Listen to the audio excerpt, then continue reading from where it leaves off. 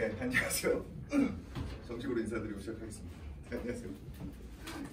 네, 일단 제 소개를 간단하게 드리면 저는 원래 학원 강사를 논술로 시작을 했습니다. 10여 년 전에, 20년 가까이 된 것 같은데.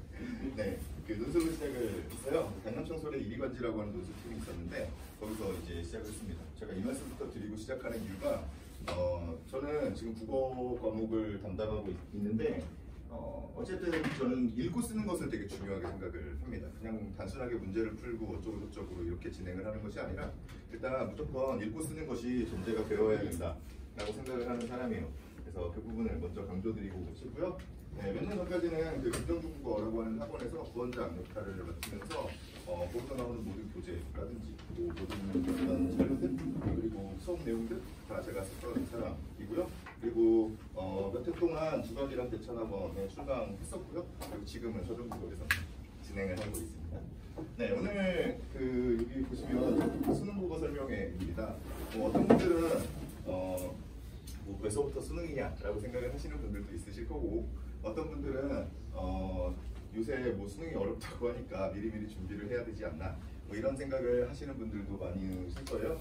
그리고 뭐 학원들 이렇게 돌아다니다 보면 뭐 중등국어는 고등국어와 엄청나게 다르기 때문에 어쩌고 저쩌고 라든지 뭔가 위기감을 조성하는 그런 이야기들이 엄청나게 많거든요. 근데 실제로 그런지 아니면 국어 같은 경우에는 보통 집을 팔아도 안 된다 뭐 이런 얘기들도 많이 있잖아요. 그게 왜 그런지에 대해서 그냥 오늘 시간은 뭐 저희 학원을 무조건 뭐하라 뭐 이런 얘기를 할 건 아니고요. 그냥 전반적으로 국어과 교육과정을 조금 살펴보면서 그 국어과 교육과정에 맞게 그 국어 공부를 어떻게 해야 될지에 대해서 좀 같이 생각해보는 그런 시간이었으면 좋겠습니다. 네, 오늘 순서는요 학원 간단하게 소개하고요.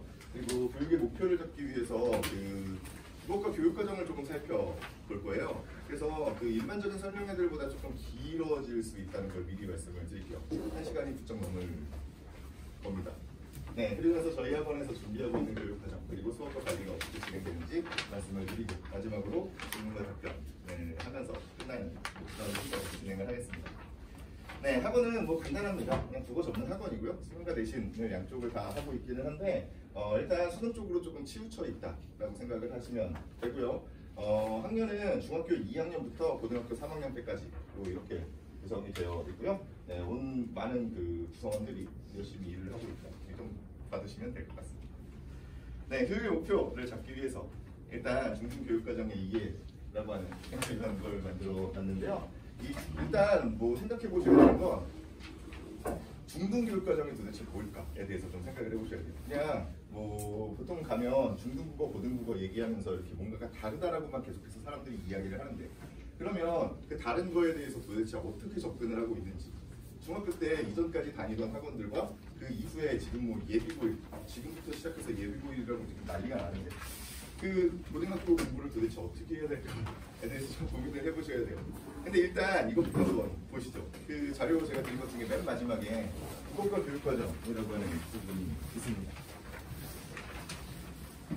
일단 첫 페이지를 딱 켜보시면 차례가 있죠. 네, 차례가 있는데 그 공통교육과정이라고 해서 국어가 있죠. 그렇죠? 근데 되게 재밌는 건 그 뒤에 그 바로 밑에 선택중심 교육과정이라고 되어 있잖아요. 분명히 선택중심 교육과정이라고 되어 있는데 이거 맨 뒤에 있을 거예요. 네. 선택중심 교육과정이라고 되어 있는데 공통국어 1, 공통국어 2가 있죠. 그렇죠? 이게 그 사실 그 고등학교 교육과정은 지금 뭐 바뀌긴 바뀌었지만 거의 큰 틀이 변화가 없어요. 실제로 이 중등교육과정이라고 하는 말은 원래 중학교 1학년부터 고등학교 3학년 때까지를 뜻하는 말이죠. 근데 왜 그렇게 이어져 있냐면 그냥 이렇게 단적으로 생각해 보셔도 되는데 원래 그 사범대학을 나오신 분들이 학교를 어디를 가서 교육을 하고 있는지를 생각해 보시면 돼요. 그게 단순한 문제거든요. 사범대학 나오신 분들이 중학교부터 고등학교 3학년까지 중학교 1학년부터 고등학교 3학년까지의 교육을 다 책임지고 있어요.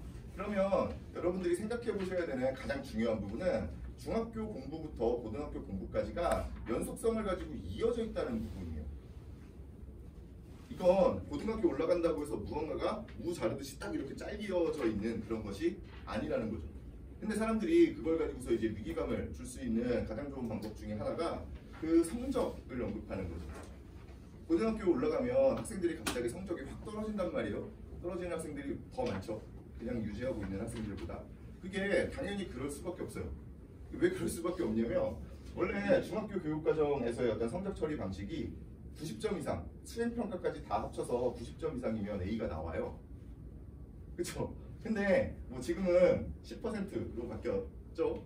네, 고등학교 교육과정에서도 10%가 이제 1등급이거든요. 근데 예전에는 4%였단 말이에요. 심지어 90점 이상과 그 10%도 차이가 엄청나게 커요. 90점 이상을 맡고 있는 중학교에서 90점 이상을 맡고 있는 학생들이 10%보다는 훨씬 더 많은 숫자일 거라는 거죠. 그래서 고등학교 올라가면 많은 사람들이 당연히 성적이 떨어질 수밖에 없어요. 네, 근데 그걸 가지고서 고등학교 문제들이 갑자기 어려워졌기 때문이다라고 얘기하는 건 사실 말도 안 되는 얘기입니다.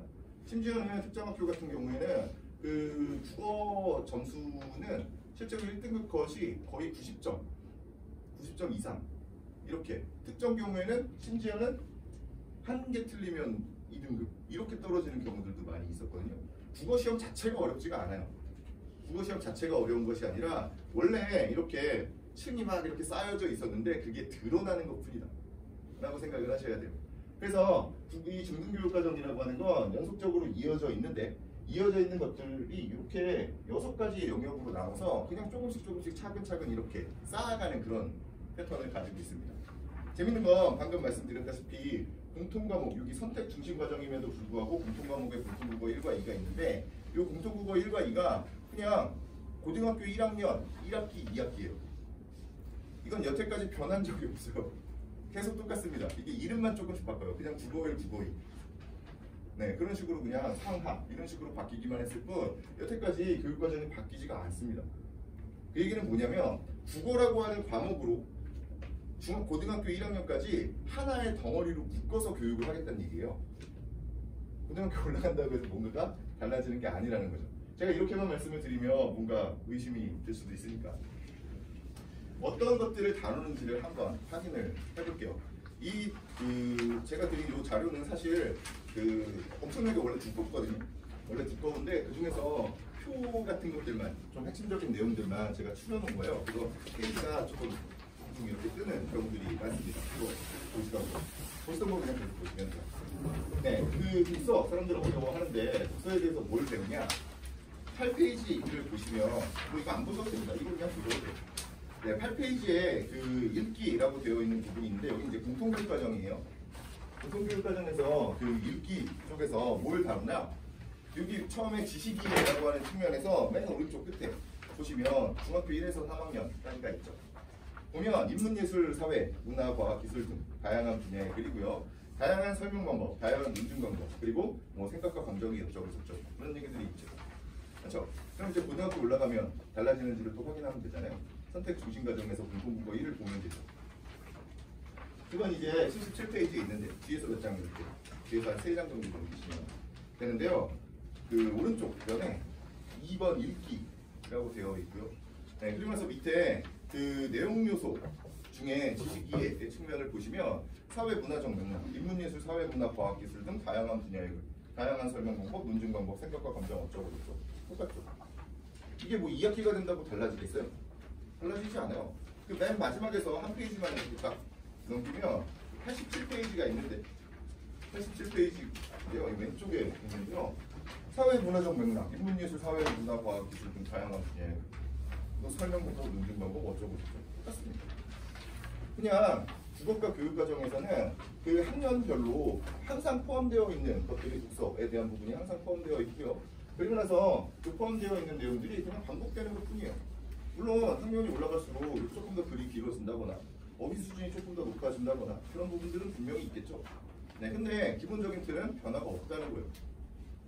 네, 문학은 더 재밌는데요. 문학도 뭐 그냥 뭐 이거 보셔도 되고 이걸 그냥 보셔도 되는데 11페이지 보시면 그냥 거기에서 다루는 내용이 뭐냐? 서정서사급 교술이에요. 이게 이렇게 써놓은 건 되게 어렵지만 그걸 이제 초등학교 과정으로 넘어가서 보면 서정문학이라는 시예요. 네, 그래서 그 초등학교 때는 단원 이름이 보통 노래와 이야기 이런 식으로 붙어요. 서사문학이 이야기, 소설이거든요. 줄기. 네, 그리고 극은 뭐 희곡 같은 거고 교수는 뭐 스필 같은 것들이라고 생각하시면 됩니다. 네, 그 다음에 선택통신교육과정으로 공통교육과정 1로 가도 서정수사극 교수이요. 2로 가도 마찬가지겠죠. 똑같습니다. 문학교육은 기본적으로 어떻게 하냐면 그 서정문학과 서사문학과 극교수 이렇게 네 가지의 갈래로 나눠놓고 네 가지 갈래가 가지고 있는 전형적인 특성들이 있을 거 아니에요. 뭐 시다 그러면 뭔가 운율을 어쩌고 저쩌고 라든지 뭔가 비유적인 표현이라든지 함축적인 표현이라든지 이런 것들이 있잖아요. 그러면 어떤 개별 작품들이 그냥 그 몇 년 동안 그냥 하나씩 두 개씩 이렇게 그냥 계속해서 제공되는 것뿐입니다.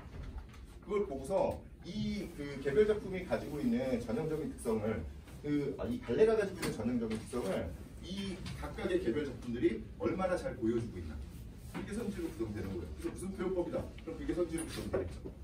또 하나는 반대예요. 또 하나는 반대인 게 뭐냐면 이 그 갈래가 가지고 있는 일반적인 특징은 이런 건데 얘는 이 작품은 그렇지가 않네 쪽에서 접근하는 게 선지로 구성이 돼요. 보통 뭐 말을 건네는 방식이라든지 뭐 이런 것들이 막 나오거든요. 네, 그게 일반적인 어떤 방식에서의 서정문학은 시적화자의 독백으로 구성이 되기 때문에 누군가에게 말을 건네는 방식은 특이하기 때문에 그게 그냥 나오는 것뿐이에요. 되게 단순하게 접근이 가능합니다.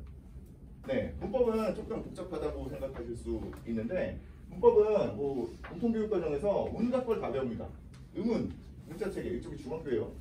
네, 음은 문자, 뭐 품사, 인장, 담화, 한글 맞춤법 등 뭐 이렇게 엄청나게 많은 것들 국어의 역사도 배워요. 네, 우리말이 걸어온 길 막 이래갖고 배웁니다.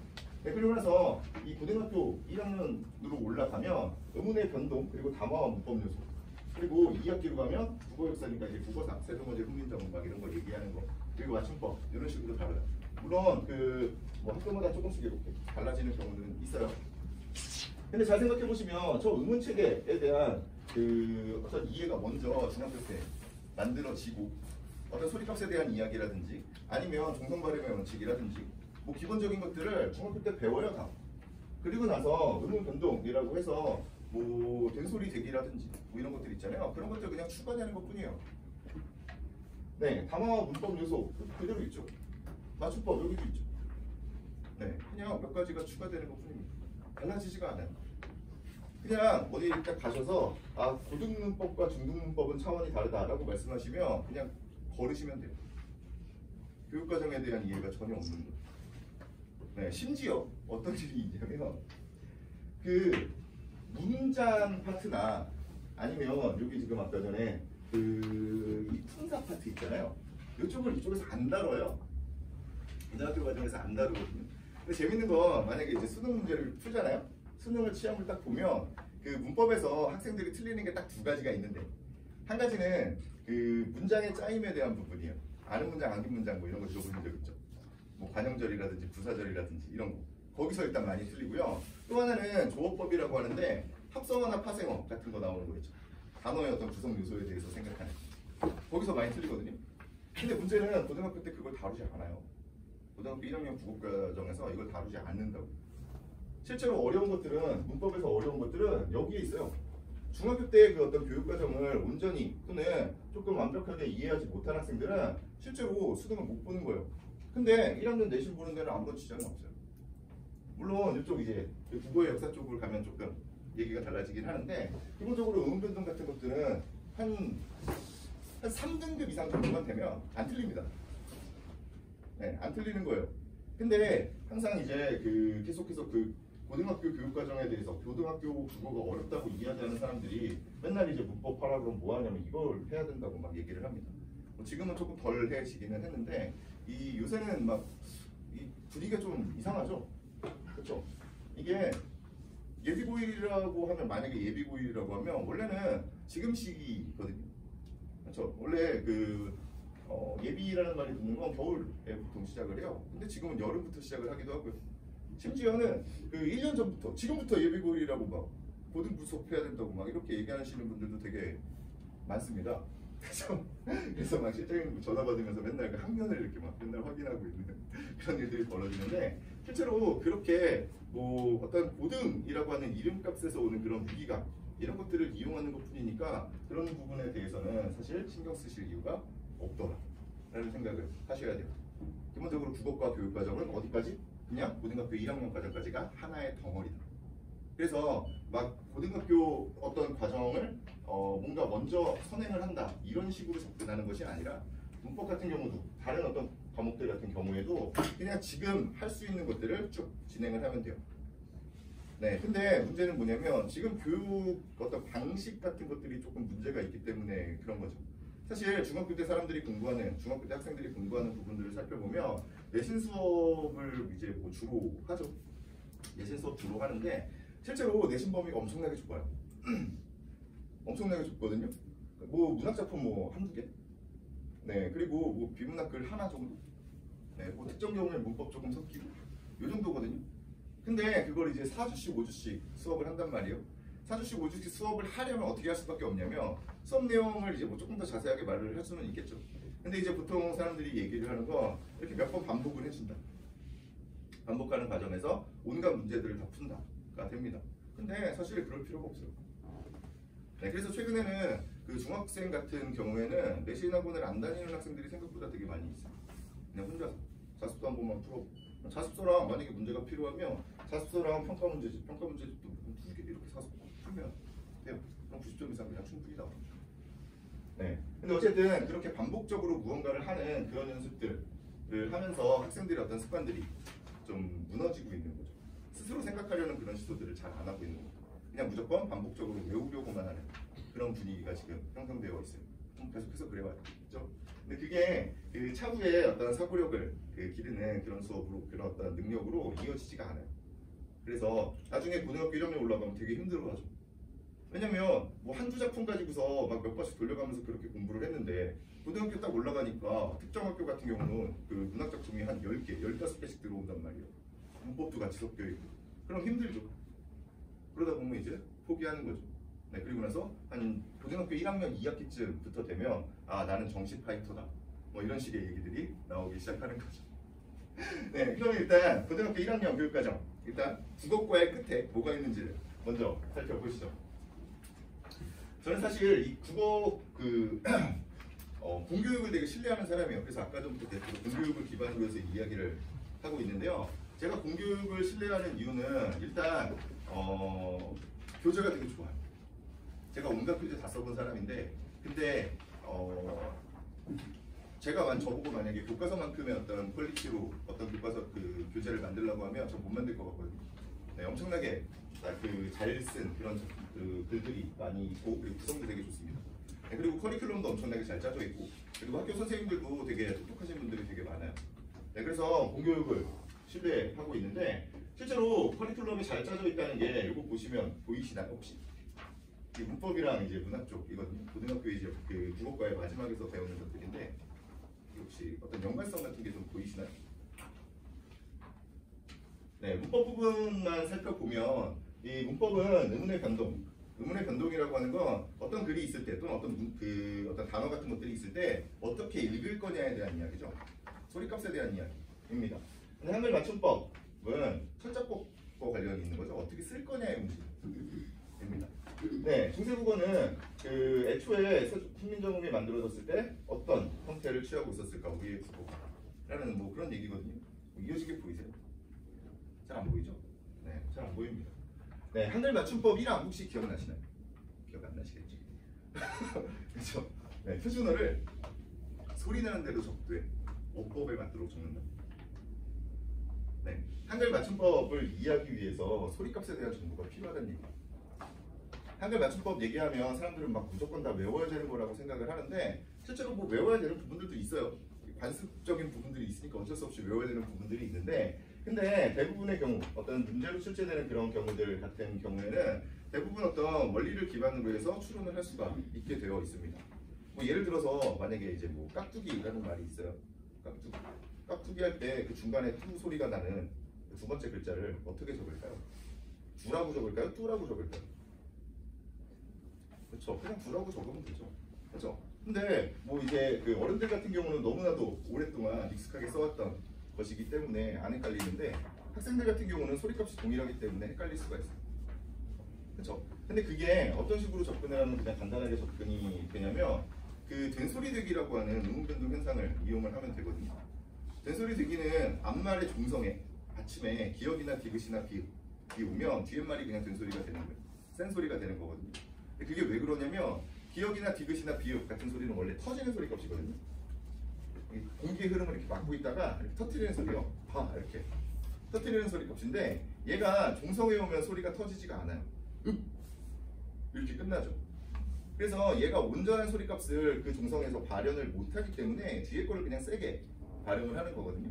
근데 제가 이 얘기를 왜 했을까요? 깍두기 얘기하다가 깍두기에는 앞에 기역이 있기 때문에 뒤에 있는 디귿을 무조건 된소리로 발음할 수밖에 없는 거죠. 무조건 된소리로 발음할 수밖에 없는데 걔를 왜 굳이 된소리로 적어놓겠어요? 귀찮게.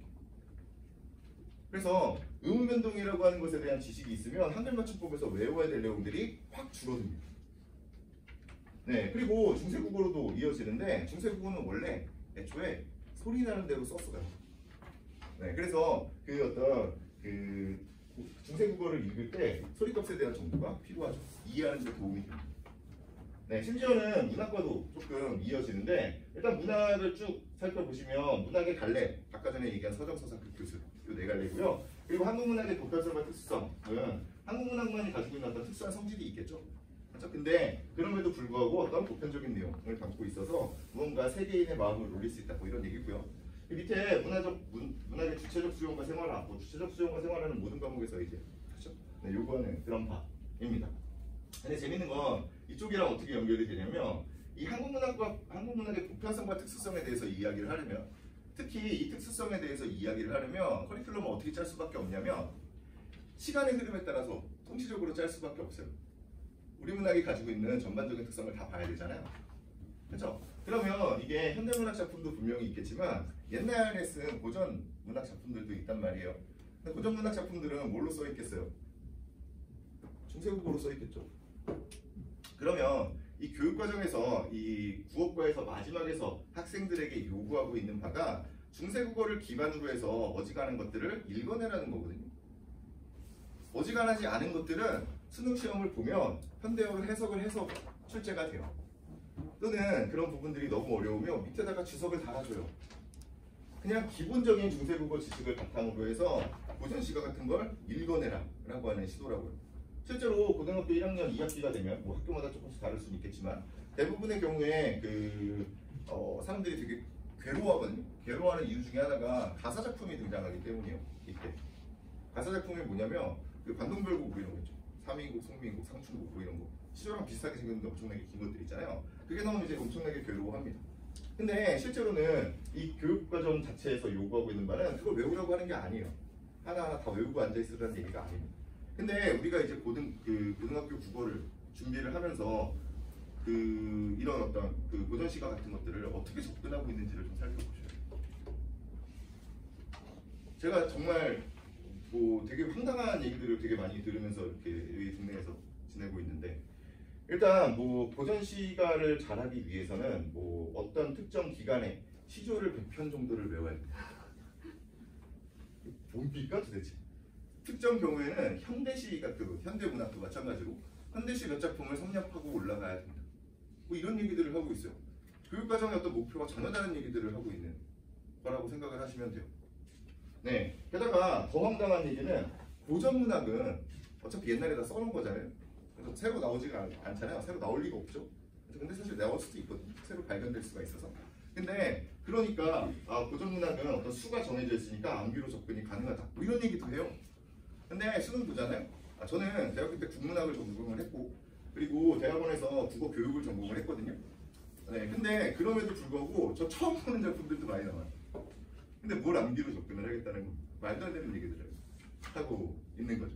그래서 교육과정이 가지고 있는 연속성 먼저 하나 생각을 해보셔야 되고 그리고 그 안에서 교육과정에서 학생들에게 요구하는 능력치가 무엇인가 그것이 어떤 식으로 수능에 반영될까에 대해서 생각을 먼저 해보시고 이런 것들에 대해서 먼저 생각을 해보셔야 차후에 어디 다른 어떤 학원이나 기타 등등에서 뭔가 공포심을 무기로 권고를 하는 것에 흔들리지 않으실 수 있다라는 말씀을 드리고 싶습니다. 네, 그 뒤에는 이제 수능과 내신에 대한 얘기를 조금 더 본격적으로 말씀을 드리고 싶은데 이 둘의 차이에 대해서 조금 생각을 해보셔야 돼요. 뭐 맨날 다르다고 얘기들을 하는데 일단 기본적인 국어 지식은 동일해요. 근데 이게 뭐 엄청나게 많은 내용이 있는 건 아니에요. 그냥 동일한 아까 전에 6개의 범주가 있었잖아요. 처음에 중등교육과정 얘기할 때 그 6가지 범주가 그냥 그대로 있고요. 이걸 기반으로 해서 수능 같은 경우는 그냥 원칙 자체가 이것만 딱 근본적인 차이만 생각해 보시면 되는데 그냥 처음 보는 지문이 나온다고 생각하시면 돼요. 물론 뭐 EBS에서 연계될 수도 있고 그렇긴 한데 기본적인 그 어떤 발상은 처음 보는 지문을 보고서 이해할 수 있느냐거든요.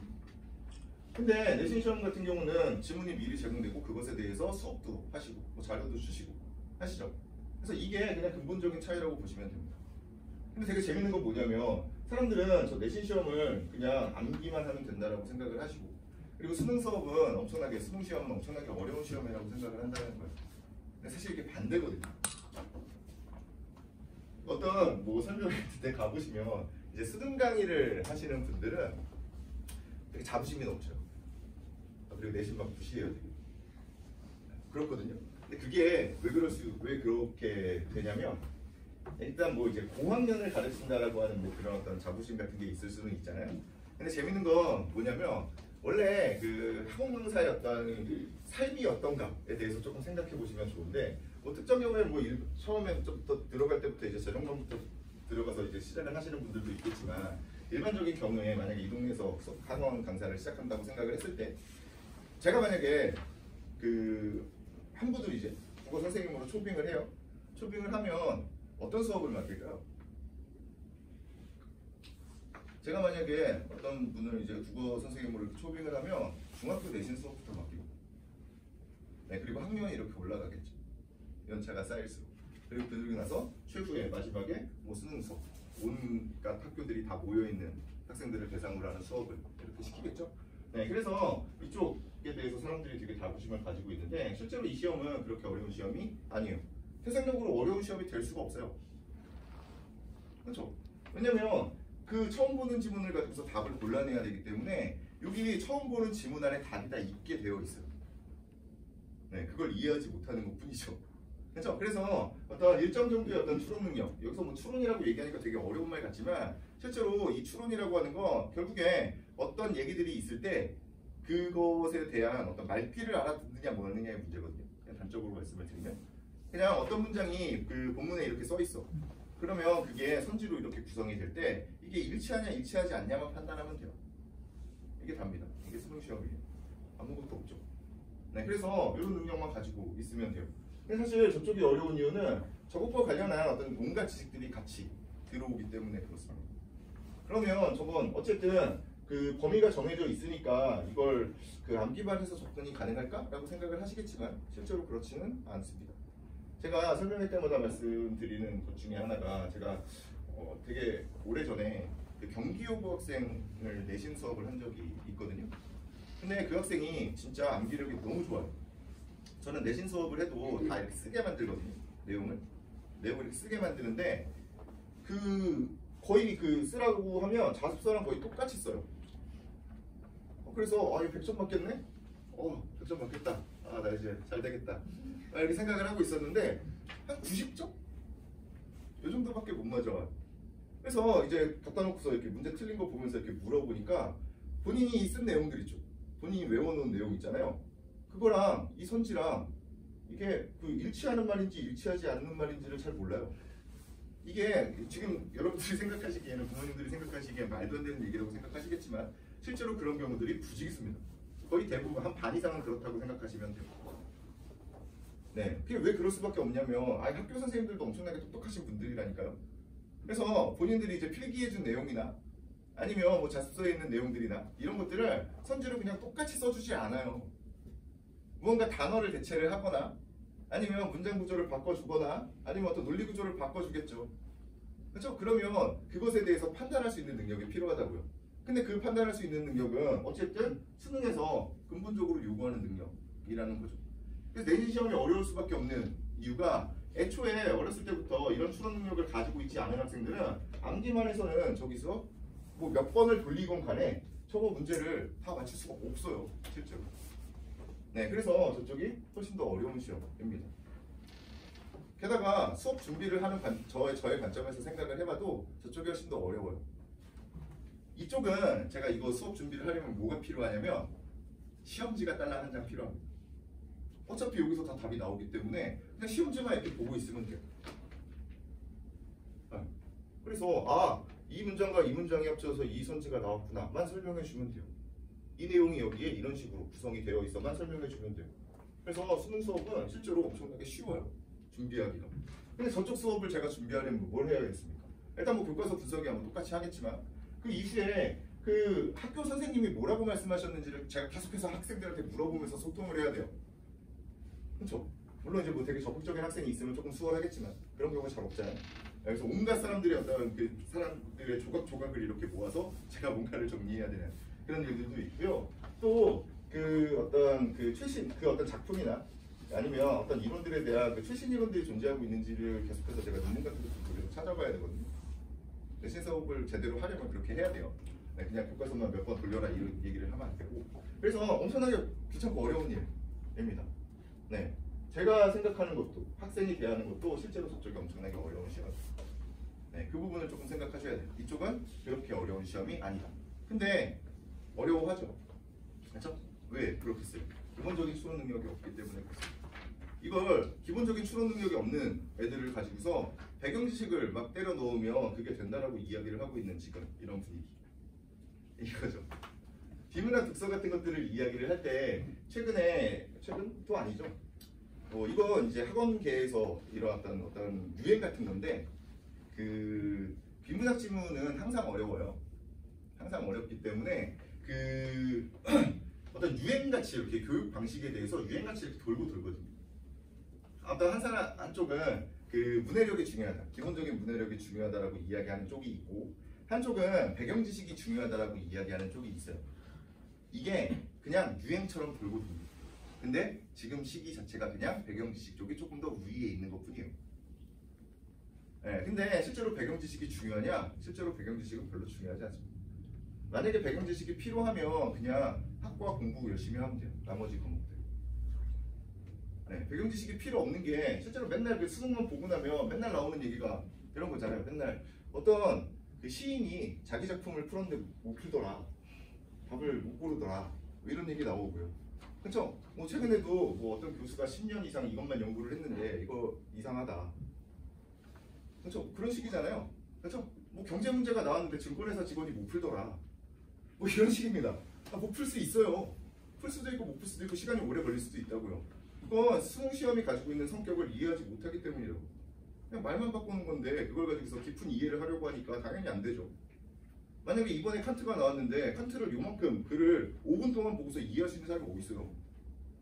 온전히 이해할 수 있는 사람은 없다고요. 그냥 요 부분에서 무슨 얘기를 하고 있는지만 확인하면 되는 거라고. 사실적으로 받아들이기만 하면 되는 거죠. 그래서 생각을 조금 바꾸셔야 돼요. 게다가 제가 그냥 다 양보해서 만약에 배경 지식이 필요하다고 그냥 가정을 해봅시다. 배경 지식 필요하다고 그래요. 네, 필요합니다. 뭐 그래요. 근데 그 배경 지식을 왜 저한테 와서 배워요? 저한테 배울 이유가 하나도 없잖아요. 제가 왜 양자역학을 얘기하고 있냐고요. 말도 안 되는 얘기를 하고 있는 거죠. 네, 그래서 사실 배경 지식이 중요한 건 아니더라라는 생각을 조금 해보시는 게 좋습니다. 네, 그럼 이제 수학능력 시험이 가지고 있는 성격을 확인을 해보시면 대학 교육에 필요한 수학능력을 측정한다라고 되어 있습니다. 그냥 공부할 수 있는 기본이 되어 있느냐만 물어보고 있는 거예요. 어떤 더 길고 더 어려운 글들을 이제 대학 교육에서 읽게 될 텐데 그거를 읽을 수는 있니? 정도 물어본다는 얘기예요. 전문 지식 자체를 물어보겠다는 얘기가 아니라고. 네, 그래서 고등학교 교육과정의 내용과 수준에 맞는 출제를 할 거야 라고 얘기를 하니까 고등학교 내용이 어느 정도인지에 대해서 교육과정을 계속해서 살펴보셔야 돼요. 네, 그리고 밑에 개별 국가의 특성을 바탕으로 신뢰도와 타당도를 갖춘 시험이다 라고 되어 있는데 이 부분만 조금 자세히 보면 혹시 그 주변에 이렇게 국어과와 관련되어 있는 일을 하시거나 아니면 그 국어 요새 막 문해력이니 뭐니 한동안 되게 유행이었잖아요. 그쪽에 조금 그 해박한 지식을 가지고 있는 분이 만약에 계시다면 그러면 한번 물어보세요. 누가 돼도 좋아요. 뭐 어디 뭐 국어과 교수님이 돼도 좋고 뭐 학교 선생님들도 그렇고. 근데 대신 학원에서 무언가 광고하는 이런 상담받으러 가는 건 말고, 네, 물어보면 우리 학생이 국어가 조금 약한 것 같은데 국어를 어떻게 하면 잘할 수 있을까? 이렇게 물어보잖아요. 그러면 기본적으로 그 많은 사람들이, 대부분의 사람들이 뭐라고 얘기를 할 거냐면 그냥 괜찮은 글 있으면 한번 읽어보게 하고, 그 다음에 그걸 스스로 정리하고 요약하고 어떤 재구성할 수 있게 해주고, 그리고 나서 한 번씩 봐주면 된다라고 얘기를 할 거예요. 이건 저도 많이 물어봤고요. 실제로 그 어떤 것이 바람직한 국어 교육인가, 국어 능력을 향상시키기 위해서 어떤 것들이 필요한가에 대한 공감대가 실제로 존재합니다. 실제로 존재해요. 네, 근데 재밌는 건 그 공감대를 가지고서 수업을 구현하기가 어려워요. 그리고 그런 식으로 수업을 구현하면 인기가 별로 없습니다. 사실 인기가 있는 수업들은 이런 거죠. 만약에 뭐 칸트 얘기가 나오면 제가 막 되게 철학자인 것처럼 이렇게 나와서 칸트의 생애에 대해서 막 얘기를 하면서 칸트에 대한 정보를 막 주는 거예요. 국어 시간엔 아무런 의미가 없는 거거든요. 근데 학생들은 그런 수업을 듣고 나면 집에 갈 때 나는 오늘 뭔가 공부를 해 라고 생각하면서 마음의 안정감을 가지고서 집에 갑니다. 수업 좋았다. 사실은 아무런 의미가 없어요. 이게 그래서 어디에 집중해야 될지를 생각을 해보셔야 되는데, 어쨌든 제가 이 어떤 공감대에 대해서 말씀을 드린 이유는 뭐냐면, 바람직한 교육 방법이 분명히 그런 거다라고 하는 것을 다들 인정을 하고 있음에도 불구하고 왜 그 수능 시험은 객관식으로 보냐는 거예요. 네. 근데 이게 그 주관식 시험 또는 서술형 시험을 가지고서 그 신뢰도와 타당도를 보장받기가 쉽지가 않기 때문에 그렇습니다. 그래서 제가 예전에 그 어떤 세미나에서 한 50명 정도가 모여서 그 고등학생 글 한 5편이었나? 그 정도를 이제 평가하는 그런 작업을 해봤거든요. 그 50명의 몇 명이 어떻게 되냐면, 저 같은 학원 강사 분들도 계시고요. 그리고 대학 교수님들도 계시고요. 그리고 그 학교 선생님들도 계셨고, 그리고 그 과목을 전공하는, 국어 교육을 전공하는 대학원생들까지 이렇게 부류들이 모여서 그걸 해본 거거든요. 근데 되게 재밌는 건 뭐냐면, 그 평가 기준은 다 비슷해요. 뭐 통일성이니 일관성이니 이런 것들 있잖아요. 평가 기준은 다 비슷한데 결과가 달라요. 고작 5편 줄을 세웠는데 1등부터 5등까지가 달라집니다. 이건 누가 하나가 이제 뭐 부족해서 그런 건 아니에요. 누군가가 부족해서 그런 건 아니고, 어떤 글이 좋은 글인가에 대한 어떤 견해는 조금씩 다를 수도 있기 때문입니다. 그럼 이제 한 명 또는 하나와 같이 교육되어 있는 어떤 하나의 집단이 그걸 정리를 하면 되지 않을까? 라고 생각을 하시겠지만 또 그것도 불가능해요. 그때 교수님이 뭐 어떤 말씀을 하셨냐면, 만약에 내가 오늘 어떤 100명의 어떤 그 논술 시험지를 가지고 와서 1등부터 100등까지 이렇게 순서를 정해요. 그래서 바로 다음날 똑같은 사람이 바로 다음날 그걸 또 1등부터 100등까지 이렇게 줄을 세웁니다. 똑같겠어요? 똑같을 확률이 매우 적죠. 그렇죠? 그래서 어떤 신뢰도와 타당도라고 하는 것, 사람들에게 어떤 믿음을 주는 부분이 사실은 뭔가 문제가 있을 수도 있다. 입니다. 근데 어쨌든 좋은 교육 방법이 뭐고, 국어에서 필요한 그 국어과에서 요구하는 능력이 무엇인지에 대해서 평가원이든 뭐 출제를 하시는 분들이든 다들 잘 알고 계시겠죠. 그래서 수능 문제에는 기본적으로 어떤 완결성을 가지고 있는 글들, 그리고 그 글을 기반으로 해서 그 타당한 방식으로 추론할 수 있는 선지들로만 구성이 될 수밖에 없는 거죠. 네, 그래서 저희 학원에서 다루는 그 어떤 모든 내용들은 수능 기출 문제들을 기반으로 하고 있는 거예요. 네, 어쨌든 수능 시험은 엄청나게 좋은 시험인데요. 어려워하는 독서 쪽을 한번 확인을 해볼게요. 네. 독서는 실제로 교육과정에서 지금도 마찬가지고 뭐 변해가는 그 교육과정에서도 마찬가지인데, 인문예술, 사회문화, 과학기술 이렇게 세 범주로 이렇게 나눠서 이야기를 합니다. 네, 세 범주로 이렇게 나눠놓고 얘기를 하고요. 실제로 수능을 봐도 저렇게 한 문제씩 나와요. 한 지문씩 나오고요. 나머지 하나는 그 독서 이론과 관련된 얘기가 지금 나오고 있습니다. 네, 근데 이거 세 개 보시고 공통점을 한번 찾아보시겠어요? 공통점? 네, 비판적으로 이해한다가 보이고요. 네, 제재에 담긴도 보이죠. 그렇죠? 그래서 결국에 비문학이라고 하는 건 제재에 담긴 어떤 내용을 비판적으로 이해만 하면 되죠. 간단하죠.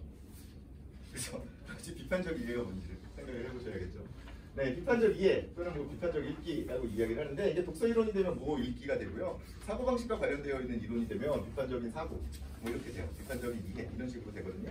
비판적 읽기에서 다루는 내용들을 살펴보시면 뭘 그렇게 잘 비판적으로 읽어야 되는지를 보면 관점이나 내용, 표현 방법, 의도나 신념 이런 거예요.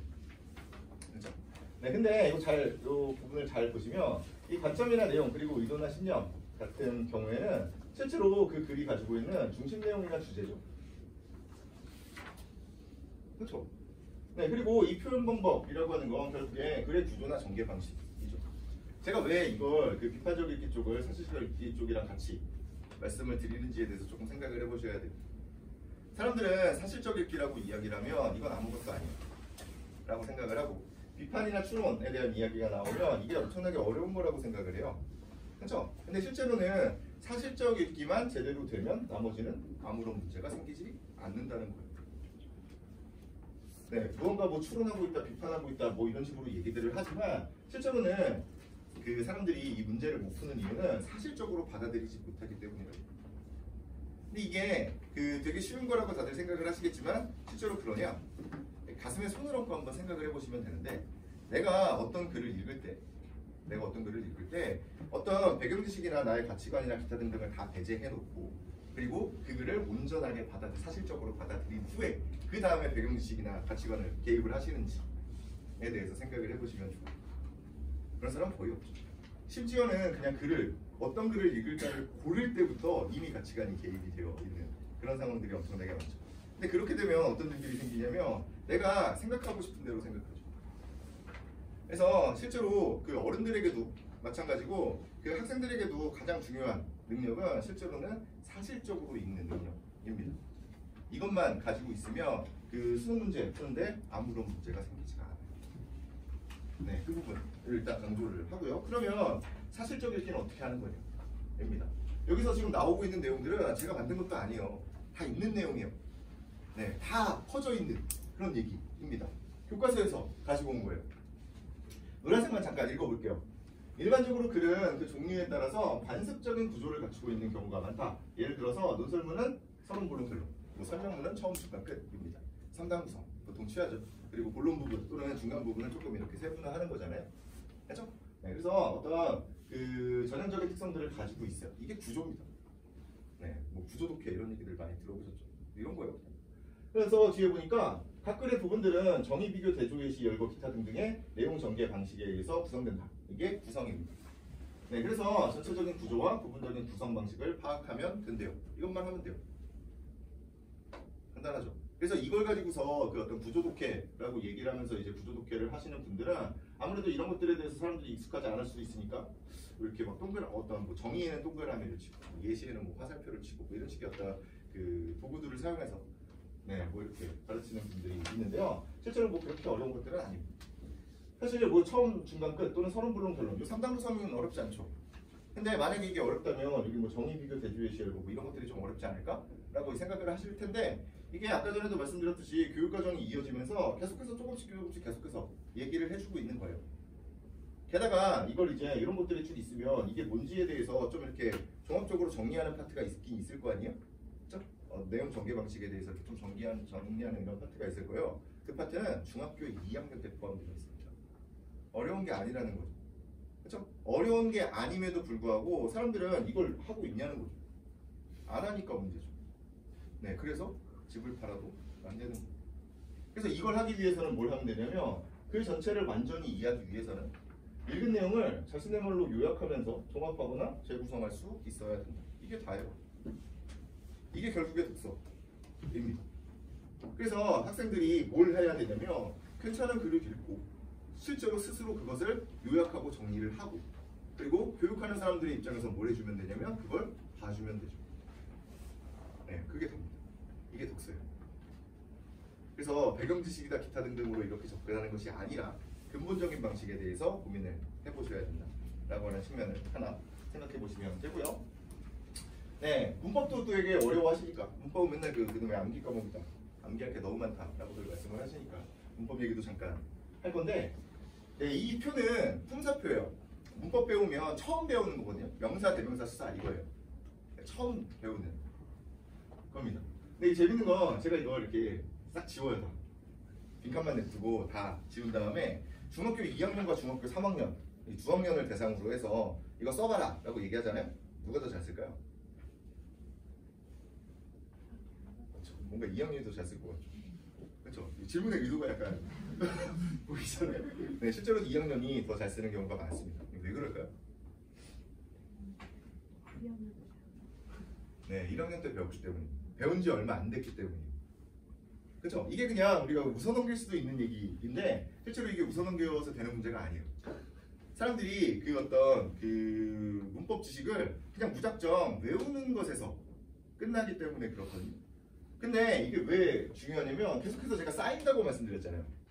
중학교 3학년 때 이제 문장에 대해서 배우는데 문장 성분 이런 걸 배워요. 주어, 서술어, 목적어 뭐 이런 것들 있잖아요.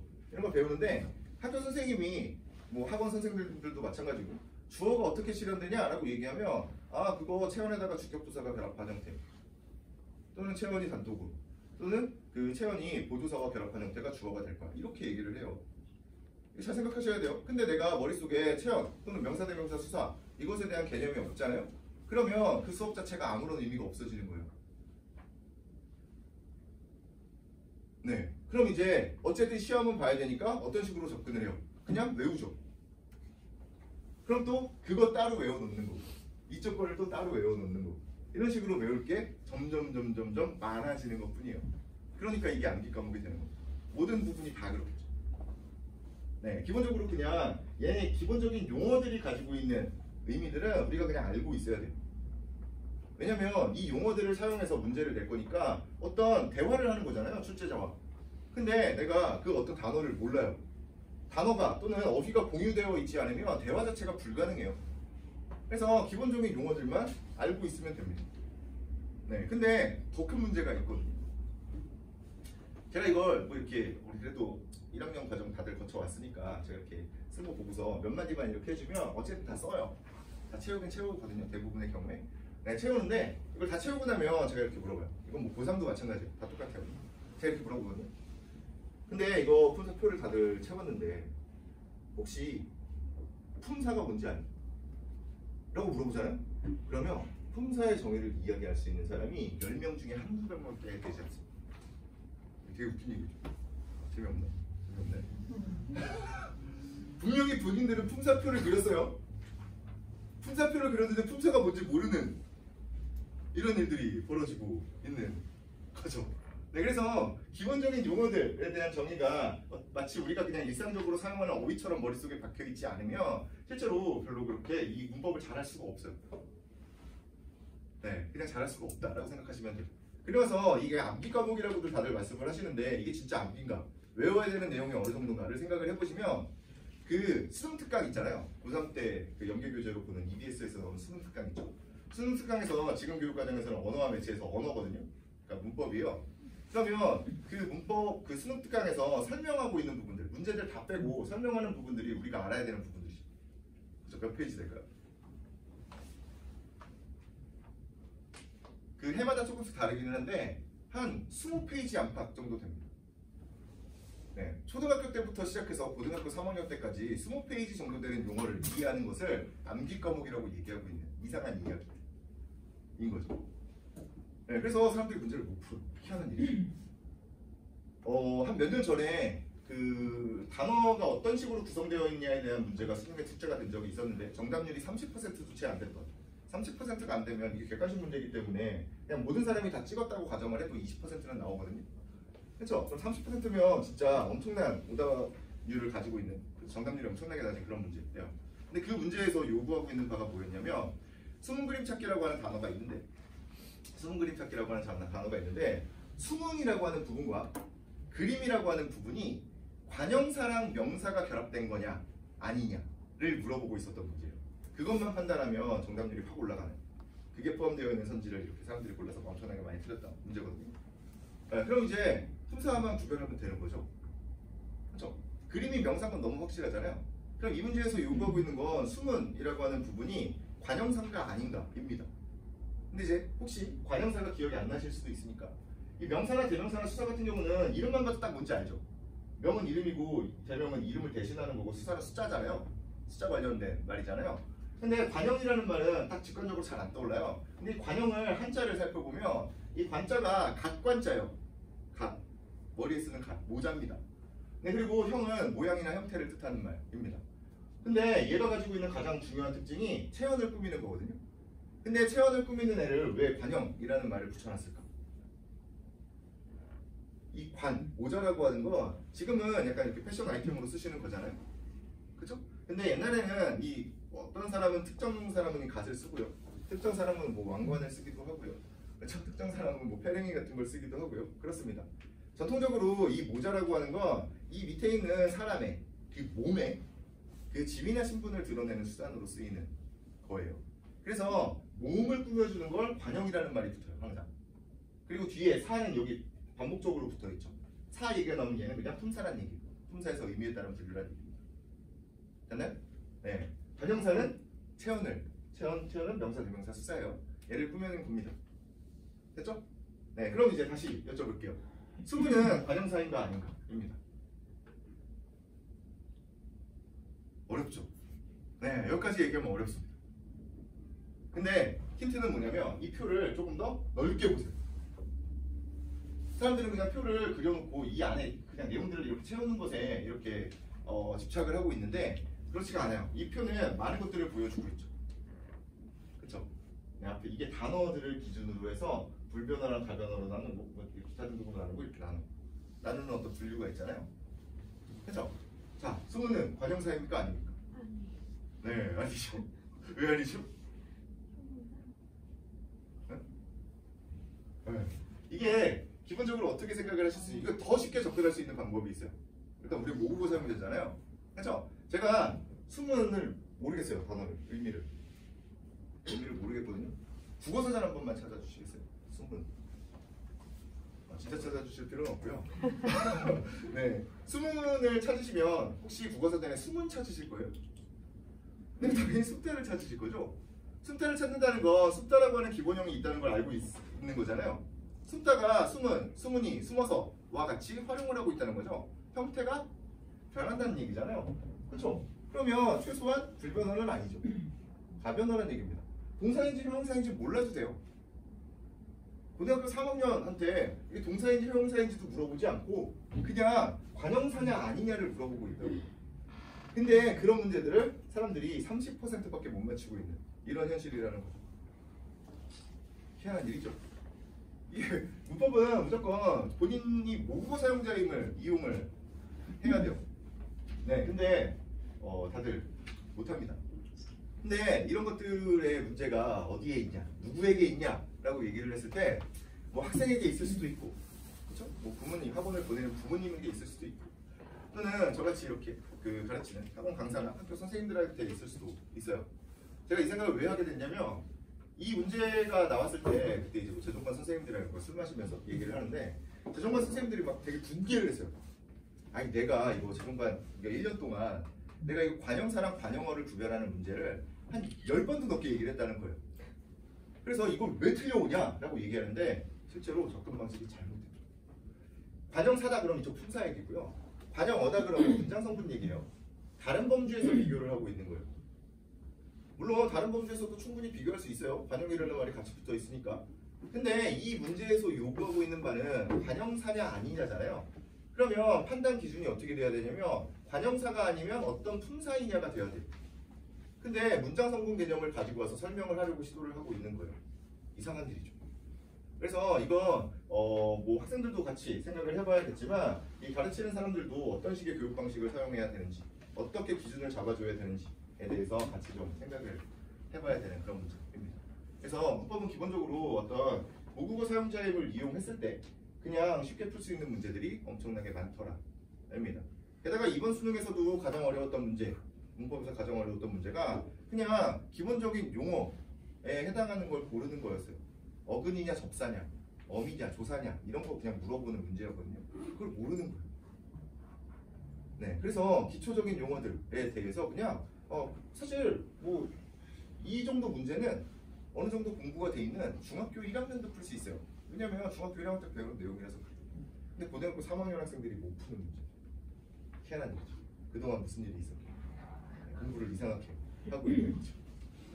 네, 뭐 그렇습니다. 네, 그래서 저희 학원에서 지향하는 바와 지향이 양하는 바를 생각을 해보면 일단 기본적으로 무조건 이 추론 능력, 사실적인 이해를 바탕으로 해서 말귀를 알아듣는 그 추론 능력을 배양하는 걸 목적으로 하고 있습니다. 그래서 이 읽기와 쓰기 그 과제 자체가 다 서술형이거든요. 저희는 무조건 다 쓰거든요. 요약하고 정리하고. 그래서 그렇게 읽고 쓰는 그런 과정들을 통해서 추론 능력을 최대한 배양하고 그리고 계속해서 조금 소통하려고 시도를 하고 있다 정도 생각하시면 됩니다. 이게 저희 학원이 가지고 있는 기본적인 특성이라고 생각하시면 되고요. 저희가 제일 싫어하는 것들은 이런 건데 일반적으로 막 외워라, 뭐 가로놓기 뭐 이런 거 되게 싫어합니다. 네, 엄청나게 싫어요. 막 외우고 이런 거. 물론 기본적인 용어에 익숙해지도록 계속해서 반복하는 부분들은 있지만 이런 것 빼고는 그냥 외우라고 생각을 하고요. 기계적으로 막 문제 막 엄청나게 많이 푸는 거 이거 되게 싫어합니다. 그 언젠가부터 일단 고등부부터 이렇게 시작이 된 거긴 한데 유행처럼 이제 일주일에 모의고사 하나씩 이렇게 숙제로 나가요. 네, 근데 저는 개인적으로는 안 푸는 게 훨씬 더 좋다고 생각해요. 습관이 잘못될 수 있어요. 제가 싫어하는 책 중에 하나가 그 매일 3개씩 푸는 거 되게 싫어합니다. 근데 그 매일 3개씩 푸는 책 자체가 나쁘진 않아요. 책은 되게 좋아요. 그러니까 매일 3개씩 푸는 게 해설도 되게 잘 되어 있고요. 구성도 되게 좋고 좋습니다. 근데 단 한 가지 문제가 제목. 매일 3개씩 푸는 게 안 좋아요. 그냥 뭐 일주일에 한 2-3개? 뭐 하루에 많으면 1개? 뭐 이틀에 1개? 이 정도만 풀면 돼요. 일주일에 뭐 하나만 봐도 돼요. 왜 그러냐면 매일 3개씩 푸는 게 비문학도 있고 문학도 있고 요새 문법도 있는 것 같던데 그렇죠? 그게 매일 3개씩 문학도 풀고 비문학도 풀고 문법도 풀잖아요? 그러면 모의고사 한 해가 돼요. 그렇죠? 매일 한 해씩 모의고사를 푸는 최소한 하프 모의고사 정도 푸는 그런 일들이 벌어집니다. 근데 그건 효율이 없어요. 진짜 뛰어난 학생들한테는 뭐 도움이 될지도 모르겠어요. 근데 사실 진짜 뛰어난 학생들은 문제를 풀 필요도 없죠. 애초에. 네, 근데 그게 왜 안 되는지에 대해서 좀 생각을 해보셔야 되는데 잘 생각해 보시면 이 글 자체에 대해서 온전히 이해를 하고 넘어갈 수가 없어요. 그 시간 동안. 이 6월, 9월 평가원 모의고사를 보거나 아니면 수능을 딱 보잖아요. 그러면 그 선생님들이 그 일타 강사들이 보통 나오죠. 일타 강사 선생님들이 이제 방송에 이렇게 나와서 방송이나 이제 유튜브 같은 걸로 이렇게 해서 이제 총평을 하잖아요. 총평을 하면 보통 한 2-30분 내외로 합니다. 그냥 여러분들 많이 수고하셨고요. 뭐 이런 문제들이 조금 어려웠을 수 있는데 뭐 힘내서 뭐 다음에 뭐 논술도 준비하고 어쩌고 이런 얘기를 해요. 그렇죠? 이게 뭔 얘기냐면 오늘 딱 수업이 끝났잖아요. 오늘 그 시험이 끝났잖아요. 오늘 끝난 시험을 가지고서 그날 저녁에 바로 이걸 모든 것들을 다 강의하는 사람이 없다는 거예요. 뭐 일부 있긴 하죠. 일부 있긴 한데 약간 불안하죠. 일타 강사들은 잘 안 합니다. 왜 안 하겠어요? 오류의 가능성을 가지고 있기 때문에 그래요. 조금 더 완벽한 어떤 수업을 보여주기 위해서 그렇습니다. 반대로 생각해 보시면 일타 강사도 그 하루 동안 국어만 하는데도 불구하고 한 과목만 하는데도 불구하고 완벽하게 이해할 수 없다는 얘기를 하고 있는 거예요. 근데 여러분들은 학생들에게 그걸 요구하고 있는 거죠. 학생들은 못해요. 네, 그냥 못한다고 보시면 돼요. 저도 못해요. 또 어떻게 합니까 맨날. 그렇죠? 그래서 그런 식으로 접근할 게 아니라 그 책을 이용하시려면 이렇게 하나씩 네, 이렇게 좀 나눠서 천천히 보게끔 만들어 주셔야 됩니다. 그래서 천천히 이렇게 읽는 습관들을 들여야 결국에 이게 되게 역설적인 얘기인데 천천히 읽어야 나중에 빨라져요. 결국에 속도 얘기를 할 때는 그 속도는 이해 능력에서 오는 거거든요. 그냥 글을 빨리 읽는 건 아무런 의미가 없어요. 이 글을 읽는 속도는 제가 옛날에 이거 실험 때 해봤다니까요. 그냥 소리내서 읽잖아요. 소리내서 읽어도 1시간도 안 걸려요. 전체 다 읽어도. 근데 사실 사람들이 눈으로 읽는 게 소리내서 읽는 것보다 훨씬 더 빠르잖아요. 읽는 속도에 문제가 없는 거예요. 머릿속에 안 들어오는 것 뿐이죠. 이해하는 능력을 키우지 않으면 속도는 줄지 않아요. 그래서 시간 맞춰놓고 모의고사를 막 이렇게 푼다거나 많은 문제들을 풀어서 접근한다거나 이런 것들은 전혀 바람직한 방법이 아닙니다. 그래서 저희 학원의 그 슬로건이 뭡니까? 보신 적 있죠? 보시면 천천히 그리고 가는 네, 천천히 그리고 제 이름이 서정욱이라서 서정이 그 글자기도 한데요. 네, 어떤 할머니가 저번에 엘리베이터 이렇게 올라오시면서 이거 천천히 해서 어떡하냐고 빨리 해야지 얘기를 하시면서 저를 비난하신 분이 계십니다. 네, 근데 어쨌든 진짜 국어 능력이 향상되기 위해서는 천천히 읽는 그런 습관들을 들여야 된다. 입니다. 네, 어쨌든 지금부터 속도를 좀 낼게요. 너무 시간이 많이 지났는데요. 네, 그래서 저희가 가르치고 있는 부분은 그냥 모든 것들, 문법이든 뭐 문학이든 독서든 간에 다 수능 기출 지문을 기반으로 해서 전 영역을 이야기한다라고 보시면 됩니다. 네, 그래서 많은 부분들을 천천히 조금씩 나가는 전 범위를 조금씩 나가는 그런 그냥 교육과정과 동일하다고 생각하시면 됩니다. 네, 공교육의 교육과정. 근데 대신 그것보다는 조금 더 압축적인 내용들이 포함되어 있겠죠. 한 번에 다 얘기들을 해야 되니까요. 네, 정규반과 특강으로 구성되어 있는데요. 정규반은 중학교 2학년부터 고등학교 3학년 때까지 구성이 되어 있고요. 천천히 이렇게 나가는 반. 그리고 특강은 문법과 고전시가만 방학 때 특강을 합니다. 근데 이런 얘기를 이제 학원에서 하면 약간 쟤 뭐야? 이런 생각을 좀 해보셔야 돼요. 그렇죠? 제가 분명히 방금 전까지 천천히 이렇게 조금씩 따라가면 좋다라고 얘기를 하고서 갑자기 얘네들은 뭐 4주 안에서 왜 이런 거 왜 하고 있냐 이런 생각을 하셔야 돼요. 비판적으로 사고하는 거죠. 그렇죠? 네, 이쪽은 보통 고등학교 3학년을 대상으로 이야기들을 하는 거라서 고등학교 3학년 아니면 고등학교 1, 2학년 중에 이제 한 바퀴 다 돌린 학생들을 기반으로 해서 보통 제공하는 수업입니다. 그래서 이쪽은 별로 신경 쓰실 필요가 없어요. 지금 학년 때는 그냥 천천히 조금씩 나아가면 된다. 고요. 네, 커리큘럼은 중학교 2학년, 3학년 이렇게 되어 있는데 실제로 이걸 제가 같이 가지고 온 이유 중에 하나가 중학교 2학년과 중학교 3학년이 문법 부분이 똑같아요. 똑같습니다. 저희는 문법을 그냥 1년을 기준으로 해서 한 바퀴를 돌려요. 그래서 품사부터 시작을 해서 마지막에 중세 국어까지를 한 바퀴로 이렇게 돌린다고 생각하시면 됩니다. 1년 안에 모든 것을 다 볼 수 있게끔 이렇게 만들어 놓고 있고요. 네, 문학 같은 경우는 뭐 시, 소설, 극 이런 식으로 또는 고전 시간, 극 뭐 이런 식으로 나눠서 얘기를 하면서 각 갈래가 가지고 있는 특징에 익숙해지는 것을 목표로 하고 있고요. 네, 독서는 마찬가지로 아까 전에 나눠놓은 인문예술, 사회문화, 과학기술 이 어떤 영역별로 각각의 들들이 가지고 있는 어떤 특성들에 대해서 이야기를 하면서 진행을 합니다. 그래서 제가 이렇게 좀 세어보니까 겨울에 한 15회에서 16회 정도로 구성이 되더라고요. 16회 이번에 나오긴 하는데 이 겨울이라고 하는 게 1학기 중간고사 보기 전까지입니다. 그래서 그때까지로 쭉 이어지고요. 그 다음에 중간고사나 기말고사 기간에는 휴강을 하고요. 그 다음에 중간중간에 이렇게 다시 여름이 되고요. 그 다음에 다시 중간고사와 기말고사 사이 이런 식으로 쭉 1년을 데리고 갈 생각입니다. 네, 이렇게 짜져 있고요. 네, 수업과 관리가 이제 어떻게 되는지 좀 구체적으로 말씀을 드릴게요. 네, 전반적으로 그냥 말씀을 드리면 학생들이 오자마자 테스트를 보게 될 거예요. 네, 테스트를 보는 이유는 이게 뭐 몇 점이다 그리고 뭐 남기고 뭐 이러려고 보는 건 아니에요. 원래 국어 공부는 무조건 본인이 먼저 무언가를 읽어봐야 돼요. 읽어보고 그 다음에 본인의 생각과 앞에서 얘기하는 사람의 생각을 약간 비교 대조를 해요. 네, 그런 과정이 중요하거든요. 그래서 그냥 문제를 풀어보라고 얘기하는 거예요. 그래서 여기 조금 이따 다시 말씀을 드릴 텐데 일단 테스트를 주관식과 객관식으로 나눠서 보고 수업을 합니다. 수업은 뭐 항상 오프라인 현강을 기반으로 하고 있고 그리고 이 내용은 네이버 밴드를 통해서 실시간으로 전송이 송출이 되고 있기도 하고 그리고 차후에도 볼 수 있도록 이렇게 온라인도 같이 진행을 하고 있고 그 다음에 여러 사람들이 점검을 하는데요. 조금 더 구체적으로 살펴보면요. 시험은 크게 두 가지로 나눠져 있습니다. 네, 보시면 003이라고 써 있는 부분 있을 텐데 이게 그냥 원래 이건 책으로 나가는 거거든요. 문제들로 쭉 구성되어 있는 게 책으로 나가는 건데 한 회만 그냥 지금 수업하고 있는 고일 학생들 그것을 한 회만 이렇게 뽑아놓은 거예요. 그래서 보시면 그냥 수능 기출 문제들이 그냥 쭉 있어요. 앞에 문법 몇 문제 있고요. 그 다음에 비문학 한 지문 그리고 문학 한 지문 한 세트로 이렇게 구성이 되어 있습니다. 네, 그래서 오자마자 요 30분 동안 한 요거 객관식 문제 10몇 문제 정도 풀고요. 그리고 뒤에 주관식도 있거든요. 네, 주관식은 어휘입니다.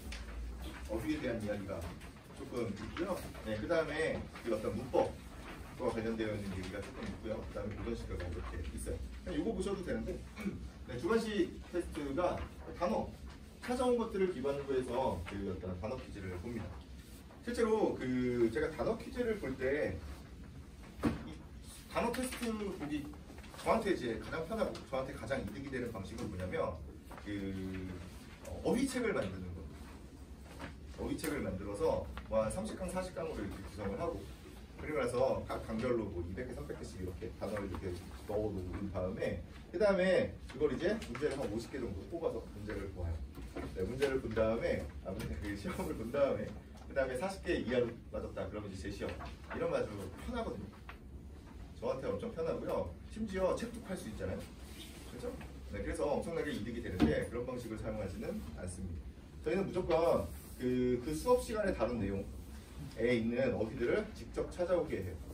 그래서 직접 찾아본 그 어휘들을 기반으로 해서 24문제만 딱 봅니다. 제 시험 이런 거 없습니다.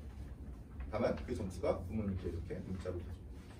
네, 기본적으로 어느 정도 그 숙제만 성실하게 하면 거의 다 맞을 수 있는 한 20개 이상은 충분히 맞을 수 있는 그런 문제 구성이 되어 있습니다. 이게 효율이 조금 달라요. 물론 어휘 그 책 저도 옛날에 뭐 어휘책 만들어서 많이 해봤는데 그게 뭐 안 하는 것보단 나아요. 아무것도 안 하는 것보다는 나은데 그냥 본인이 어떤 접했던 글에 포함되어 있는 단어를 직접 찾아보는 것만큼의 효율이 안 나와요. 네, 그래서 그런 식으로 구성을 하고 있다고 보시면 되고요. 네, 문법은 그냥 문법 용어들 익숙해지라고 계속해서 반복적으로 얘기를 하는 건데 실제로 이게 문제가 나오는 내용이 별로 그렇게 많지가 않습니다. 제가 아까 전에도 말씀드렸듯이 문법에서 외워야 될 내용이 별로 없어요. 그래서 계속 반복됩니다. 그래서 특정 경우에는 품사가 나올 거고요. 특정 경우에는 문장 성분 나올 거고요. 뭐 특정 경우에는 뭐 자음 체계표 이런 것들이 나올 거예요. 소리값과 관련되어 있는. 근데 나중에 너무 귀찮으면 애들도 이제 쓰기 너무 힘들면 만약에 명사다 그럼 미음만 써라 이렇게 얘기합니다. 네, 어쨌든 익숙해지도록만 만드는 거예요. 고전 시가 같은 경우는 그냥 해석입니다. 네, 이렇게 구성이 되어 있어요. 고전 시가는 아까 전에 잠깐 그 지나가면서 이렇게 말씀을 못 드리기는 했는데 고전 시가가 이렇게 공통으로 포함되어 있거든요. 이 고전 시가는 뭐 몇 편을 외워야 된다 이렇게 접근하는 건 아니고요. 그냥 이게 우리말이라고 하는 인식이 생기게끔 그냥 한 편씩 일주일에 뭐 한 편, 두 편 이렇게 시조 같은 작품, 짧은 작품들 있잖아요. 그런 것들만 계속해서 한번 스스로 읽어보게끔 이렇게 만드는 거라고 생각하시면 됩니다. 네, 어휘는 직접 찾아오는 거고요. 자세히 말씀을 드릴게요. 네, 그리고 나서 일단 수업 어떻게 하는지 네, 확인을 좀 해보시면 좋을 것 같은데 저는 일단 그 외부 지식 또는 배경 지식을 좀 극혐하는 사람이에요.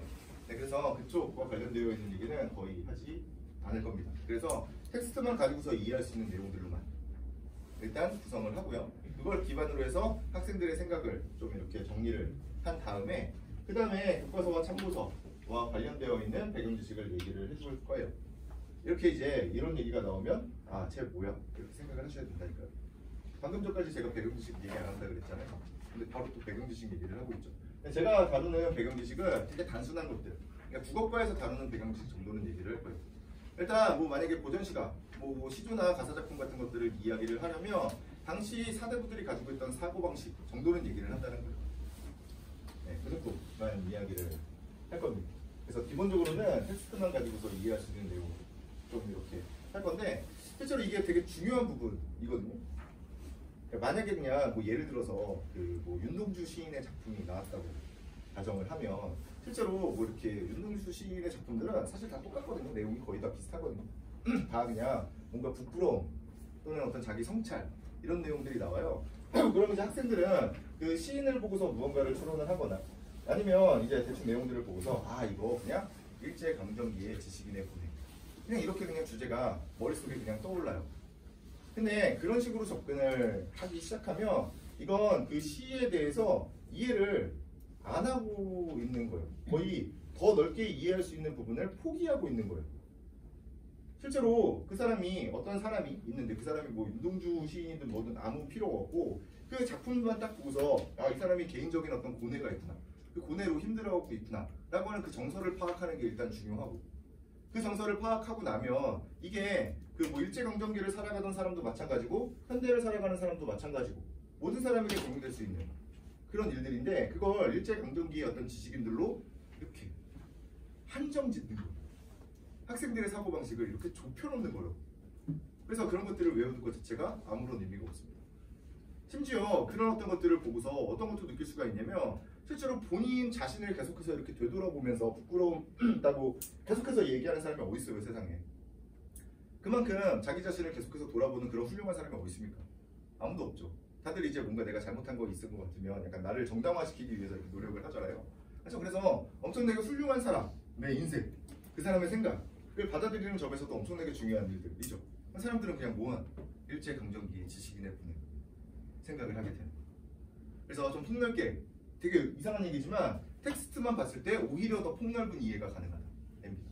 그리고 거기에 대한 어떤 윤동주 시인에 대한 이야기나 시기, 그 어떤 그 작품이 쓰여진 시기에 대한 이야기가 붙으면 그럼 이제 조금 더 구체적으로 이해를 할 수 있는 거죠.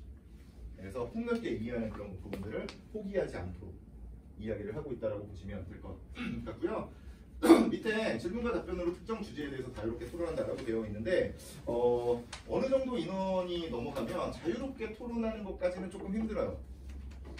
네, 근데 제가 왜 이런 얘기를 써놨냐면 저는 기본적으로 좀 이렇게 질문을 엄청나게 많이 던지는 편이에요. 근데 지금 뭐 설명할 때도 몇 가지는 여쭤봤지만 그 수업할 때는 질문이 훨씬 더 많습니다. 학생들이 대답을 하게끔 이렇게 만들고 있거든요. 근데 이걸 그 학생들이 대답을 하라고 이야기를 하는 이유가 한 두 가지 정도 있는데요. 일단 학생들의 어휘 능력 향상에 도움이 됩니다. 이게 그 우리 애는 엄청나게 착해서 그럴 리가 없어라고 생각하는 그런 분들이 많이 있으실 텐데 실제로 학생들은 그 또래들끼리 이야기할 때는 또래들만의 어떤 언어가 따로 존재하고 있어요. 뭐 비속어나 기타 등등이 이렇게 포함되어 있죠. 그래서 그 비속어가 들어갈 자리에 어른들이 이렇게 어른들과의 대화를 통해서 그 자리에 들어갈 수 있는 단어들을 채워놓는 거죠. 그래서 사실 그 부모님들이 그 학생들의 국어 교육을 가장 크게 도와줄 수 있는 부분은 집에서 대화를 해주시는 거예요. 그래서 어른들의 언어가 이렇게 자연스럽게 스며들 수 있도록. 쉬운 일은 아니죠. 네, 뭐 그렇습니다. 네, 또 하나는 그 제가 저희 학원은 그 입반 테스트가 없어요. 네, 저희 학원 입반 테스트가 없는 이유는 수능 수업은 이 수능 문제는 누구나 풀 수 있다고 생각하고 있기 때문에 그렇습니다. 누구나 접근이 가능한 것이기 때문에 물론 과정은 힘들어요. 네, 차후에 어느 정도 수준만 되면 별거 아니에요. 네, 근데 어쨌든 지금 딱 그 학생들을 모집을 했을 때 기본적으로 가지고 있는 지식 수준은 조금씩 다를 수 있잖아요. 그렇죠? 네, 그래서 그 지식 수준이 다를 수도 있기 때문에 내가 어디까지 설명을 해야 되는지에 대해서 제가 계속해서 선을 긋는 거예요. 질문을 하면서. 네, 그래서 특정 경우에는 수업 시간이 엄청나게 길어지는 경우도 가끔 있습니다. 최대한 근데 그럴 일은 그 일이 벌어지지 않도록 노력을 하고 있기는 해요. 네, 수업 진짜 어떻게 하는지 보여드릴게요. 네, 이건 그 기억에서 이음까지 세 수를 제가 이렇게 써놨는데 혹시 그 집에서 학생들이 이제 공부할 때 가느다란 물방울 뭐 이런 얘기하는 거 들어보시겠어요? 전혀 관심이 없으시군요. 가느다란 물방울 이렇게 외우는 게 있거든요. 가느다란 물방울이 뭐냐면 가느다란 물방 시옷 빼고 물입니다. 이게 뭘 외우는 거냐면 학생들이 뭘 외우는 거냐면 우리말에서 종성에서 소리가 나는 7개의 음이에요. 종성 소리 값은 무조건 7개로 다 납니다. 지읒 같은 게 오면 그냥 디귿으로 읽는 거예요. 네, 이런 걸 외우기 위해서 그놈의 가느다란 물방울을 이야기를 하는데 저는 물론 뭐 어렸을 때 뭐 재밌고 좋죠. 근데 그런 방식을 이용하면 그럼 차후에 나오는 다른 어떤 음 변동 방식들도 다 그렇게 외워야 되잖아요. 그렇죠? 네, 그래서 조금 별로 좋아하지는 않는 편입니다. 네, 이걸 이제 제가 이렇게 세 줄을 이렇게 가지고 왔는데 얘는 이행이 조금 특이하게 생겼죠. 그렇죠? 위에 꼭다리가 이렇게 달려있는 형태입니다. 얘는 애초에 그 훈민정음이 만들어졌을 때 8개의 종성으로 표기를 했다. 근데 표기 자체가 옛날에는 소리값과 동일하잖아요. 소리값대로 표기를 하니까. 네, 그래서 음과 연결이 되거든요. 네, 그래서 8개를 사용했어요. 그러다가 17세기를 지나오면서 7개로 바뀌는데 7개로 바뀔 때 이때는 디귿을 안 썼어요. 네, 근데 지금은 시옷을 쓰지 않습니다. 네, 그러면 이런 생각부터 해봐야 돼요. 시옷이나 디귿은 왜 안 쓸까요? 일단 그냥 현대국어만 가지고 생각해보면 시옷을 안 쓰는 이유는 뭘까요? 필요하다면 쓰겠죠. 그쵸? 필요가 없기 때문에 안 쓰는 거예요. 필요가 없다는 건 이 시옷, 만약에 옷이라는 말이 있으면 소리값은 어떻게 내냐면 디귿으로 이렇게 소리를 내면 되기 때문에 그렇습니다. 중복되는 값이 있기 때문에 하나를 그냥 지운 거다라고 생각하시면 돼요. 근데 어쨌든 옛날에는 디귿을 뺐고 지금은 시옷을 빼고 있다 정도예요. 그냥 이것만 생각해 보시면 되는데, 이게 중세국어의 어떤 활동성의 부분부터 시작해서 이렇게 연결이 되는 과정에서 다른 것들과도 관련을 지어서 이야기를 할 수 있거든요. 되게 특이한 건 그 외래어 표기법. 외래어 표기법은 그 소리값에 가깝게 쓰는 거잖아요, 원래. 그렇죠? 그러면 이제 마켓이라고 하는 말이 있어요. 마켓. 그럼 이제 마켓 할 때 캣을 어떻게 쓸까요? 캣. 그렇죠. 당연히 시옷으로 쓰겠죠. 여기저기서 많이 보이니까. 근데 그 나이가 좀 있으신 분 있는지 모르겠어요. 저 정도 되는 나이 있으신지 잘 모르겠는데, 옛날에는 티읕으로 써 있는 분들이 생각보다 되게 많아요. 슈퍼마켓에. 잘 모르시죠? 역시 제가 훨씬 더 나이가 많거든요. 네, 이거 잘 생각해 보시면 시옷으로 쓴단 말이에요. 그러면 소리값을 기준으로 하는 얘를 사용하는 게 아니라 얘를 사용하고 있다고요? 그렇죠? 왜 그럴까요? 사실 얘는 그냥 되게 단순한 이유인데, 17세기 그 근방에 그때 그 외래 문물들이 엄청나게 많이 들어와서 그렇습니다. 그때 남아있는 어떤 왕궁 관습이 그냥 남아있는 거예요. 근데 이렇게만 얘기하면 어렵잖아요. 결국에 그러면 이거 뭐 얘는 가느다란 물방울로 외우고 얘는 뭐 어떻게 뭐 가느다란 뭐 이렇게 외워야 되는데, 이렇게만 얘기해도 어렵잖아요. 어쨌든 그러면 뭔가 이 방식이 왜 가능한가에 대해서 얘기를 해야 되는데, 이게 또 의문의 변동 쪽, 소리값에 대한 쪽이랑 또 연결이 돼요. 우리말에는 종성 소리값을 살려낼 수 있는 방법이 있거든요. 종성 소리값을 살려낼 수 있는 방법이 있죠. 어떻게 살려내죠? 뒤에 모음으로 시작하는 무언가를 붙여보면 돼요. 게다가 형식 형태소, 그러니까 조사나 어미 같은 것들을 붙이면 뒤로 이어져서 발음이 된다고. 그냥 편하게 얘기하면 이나 에 이런 애들을 붙이면 돼요. 그렇죠? 그러면 우리가 하고 여기 끝나고 슈퍼마켓에 간다고 생각을 했을 때 슈퍼마켓에 가는지 슈퍼마켓에 가는지 슈퍼마켓에 가는지만 판단해 보면 돼요. 슈퍼마켓에 가시잖아요. 그러면 시옷 소리 값이 살아나는 거잖아요. 그럼 애초에 표기가 시옷이었겠구나라고 생각하시는 거라고요. 그럼 외래어는 시옷 받침을 사용하는구나. 그러면 이때 사용하던 이 방식들을 사용하는구나. 이렇게 많은 것들이 한꺼번에 이어져 있는 거예요. 네. 그리고 나서 이쪽은 그 자음 체계표라고 하는 건데, 보통 중학교 3학년 정도 되면 다 외워요. 근데 고등학교 1학년 때 이제 의문의 변동 얘기가 나오면서 의문 변동의 어떤 규칙에 대해서 이야기를 하는데, 비음화라고 하는 말이 많이 나와요. 비음화가 나오는데, 이제 이걸 또 이제 외워야 되잖아요. 외워야 되니까 사람들이 어떻게 외우냐면 바닷가에서 만난 마눌아라든지 뭐 김덕배 씨가 만난 오나미 씨라든지 뭐 이런 식으로 하나하나 다 외우고 있는 거예요. 모든 어떤 음운 규칙들 다 이렇게 외워요. 근데 이건 근본적으로 좀 생각을 해보셔야 돼요. 이름이 비음화잖아요. 그렇죠? 화가 무슨 뜻이에요? 화. 무슨 화 그러면? 네, 변하는 거죠. 무엇으로 바뀌는 거잖아요. 뭐뭐가 되는 거예요. 그러면 비음화라고 하는 이름은 비음이 되는 거거든요. 그러면 비음이 되려면 애초에는 비음이 아니었어야겠죠.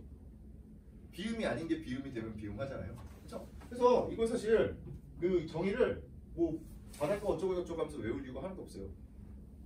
네, 비음이 아닌 얘네들이 비음이 얘네들로 바뀌는 것 뿐이에요. 표가 가지고 있는 걸 어떻게 이해할지에 대해서 제가 말씀을 드리고 있는 거예요. 만약에 된소리대기다 그럼 어떻겠어요?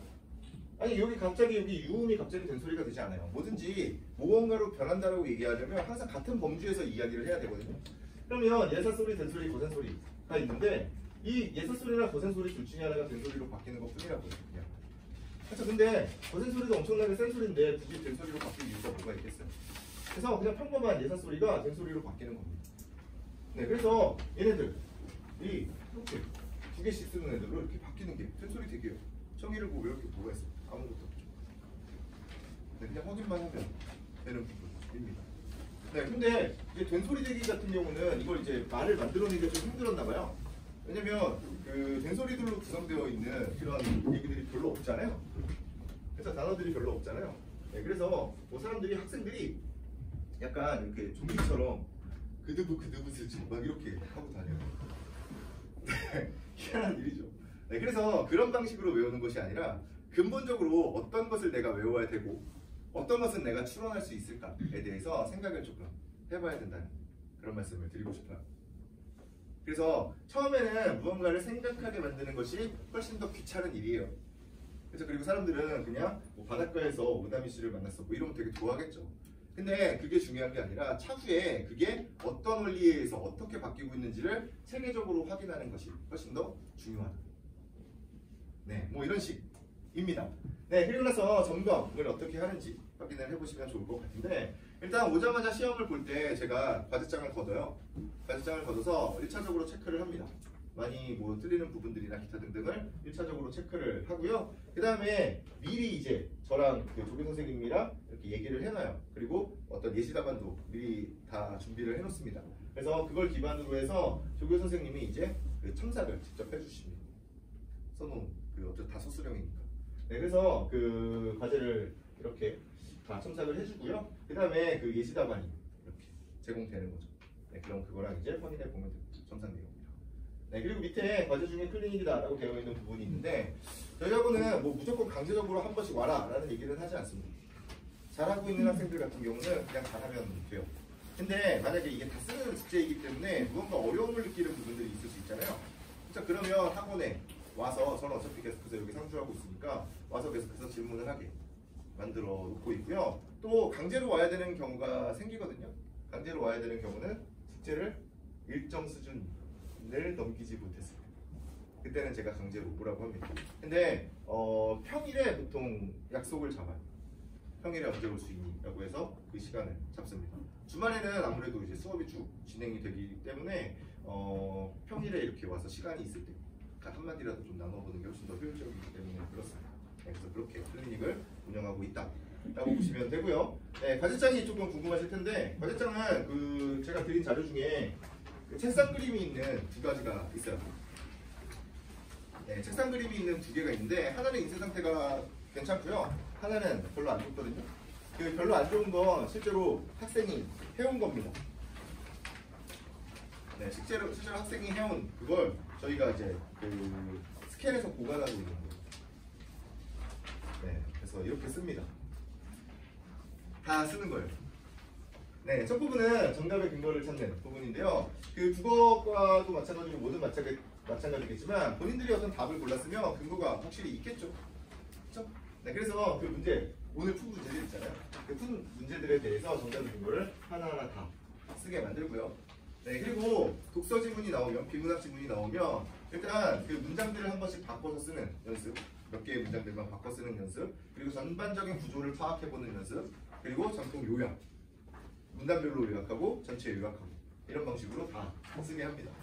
네, 만약에 소설이 등장을 하면 소설 내용을 요약을 하고, 줄거리의 흐름을 쓰게 하고, 그리고 그 여기에 나오지 않은 부분들에 대해서 생각까지 해보게 이렇게 만들고요. 만약에 시가 나온다 그러면 운문으로 써있는 그 시를 산문으로 쉬운 말로 이렇게 바꿔 쓰는 연습, 네, 또는 제목이 가지고 있는 상징성을 생각해보는 부분, 네, 그리고 어떤 표현 방식에 대해서 파악해보는 부분, 그리고 다 무조건 쓰게 만들고 있어요.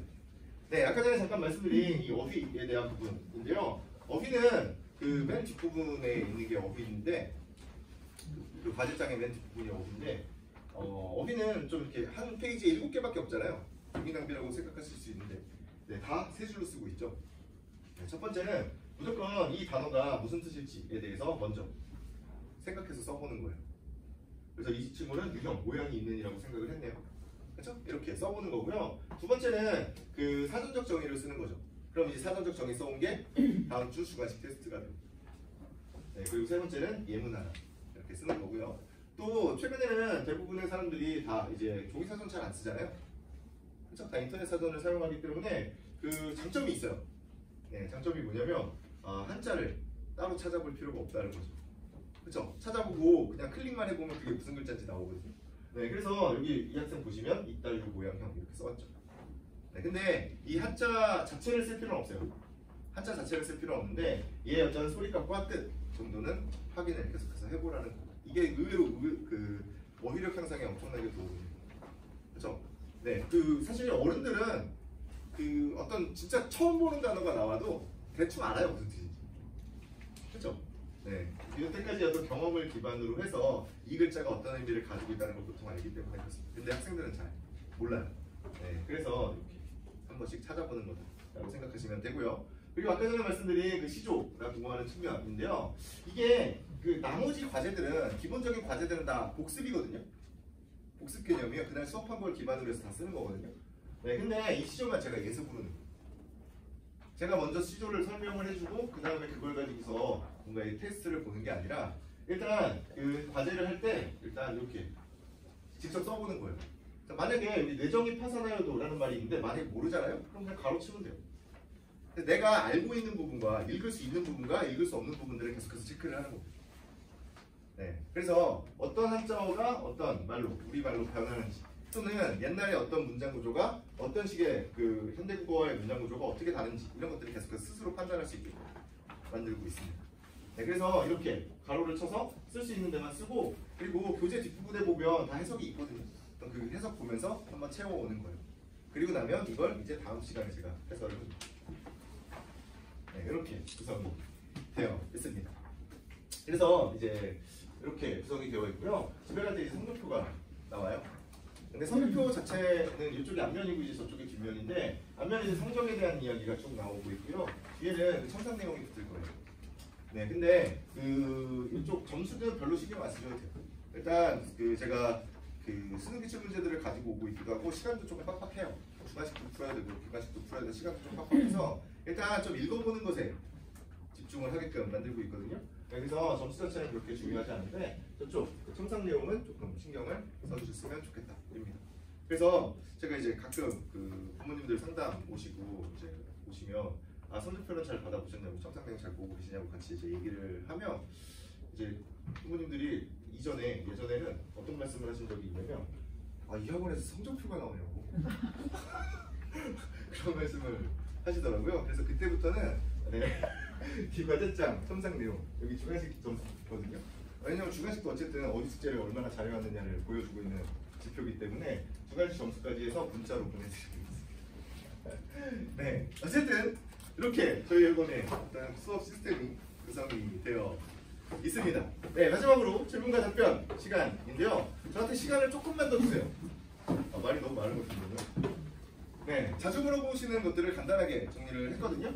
일단 과제가 다 소수령이다 보니까 시간이 얼마나 걸리는지에 대해서 물어보시는 경우들이 생각보다 많습니다. 근데 제가 이 수업을 기획을 했을 때 기본적으로 하루에 한 30분에서 1시간 정도를 투자를 해서 한 일주일에 한 4일이나 5일에 걸쳐서 이렇게 조금씩 했으면 좋겠다 라고 이렇게 생각을 하고서 구상을 한 거거든요. 그래서 총 시간으로 따지면 뭐 진짜 빠른 학생들은 2시간 남짓 정도? 2시간 조금 넘게? 그 정도가 걸릴 수도 있고요. 진짜 오래 걸리는 사람들은 한두 끝도 없이 걸리겠죠. 근데 처음에는 진짜 어려울 거예요. 근데 차후에 이렇게 가면 갈수록 계속해서 비슷한 패턴들이 나오기 때문에 수월해집니다. 시간은 이렇게 줄어요. 근데 예전에 제가 예전 학원에 있을 때부터 그 사람들이 엄청나게 이제 컴플레인을 걸었었거든요. 아니 국어 이 숙제를 하는데 애가 7시간씩 걸린다, 7시간 넘게 걸린다 이렇게 말씀을 하시는 거예요. 그래서 생각을 좀 해봤는데 아무런 문제가 없다는 결론이 나왔어요.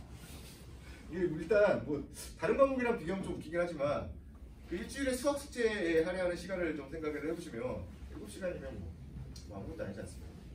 그렇죠?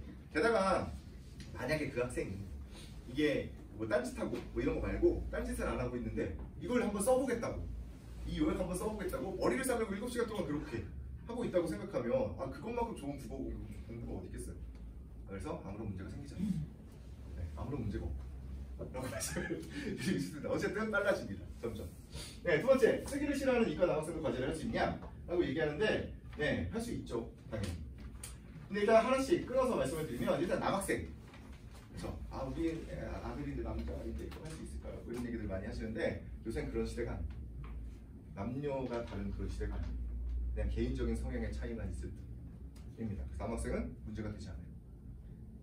실제로 그 아까 전에 제가 여기 PPT에 띄워놓은 그 샘플은 여학생이 한 거고요. 여러분들이 받아보신 거기에 있는 그 과제장 쓴 학생은 남학생입니다.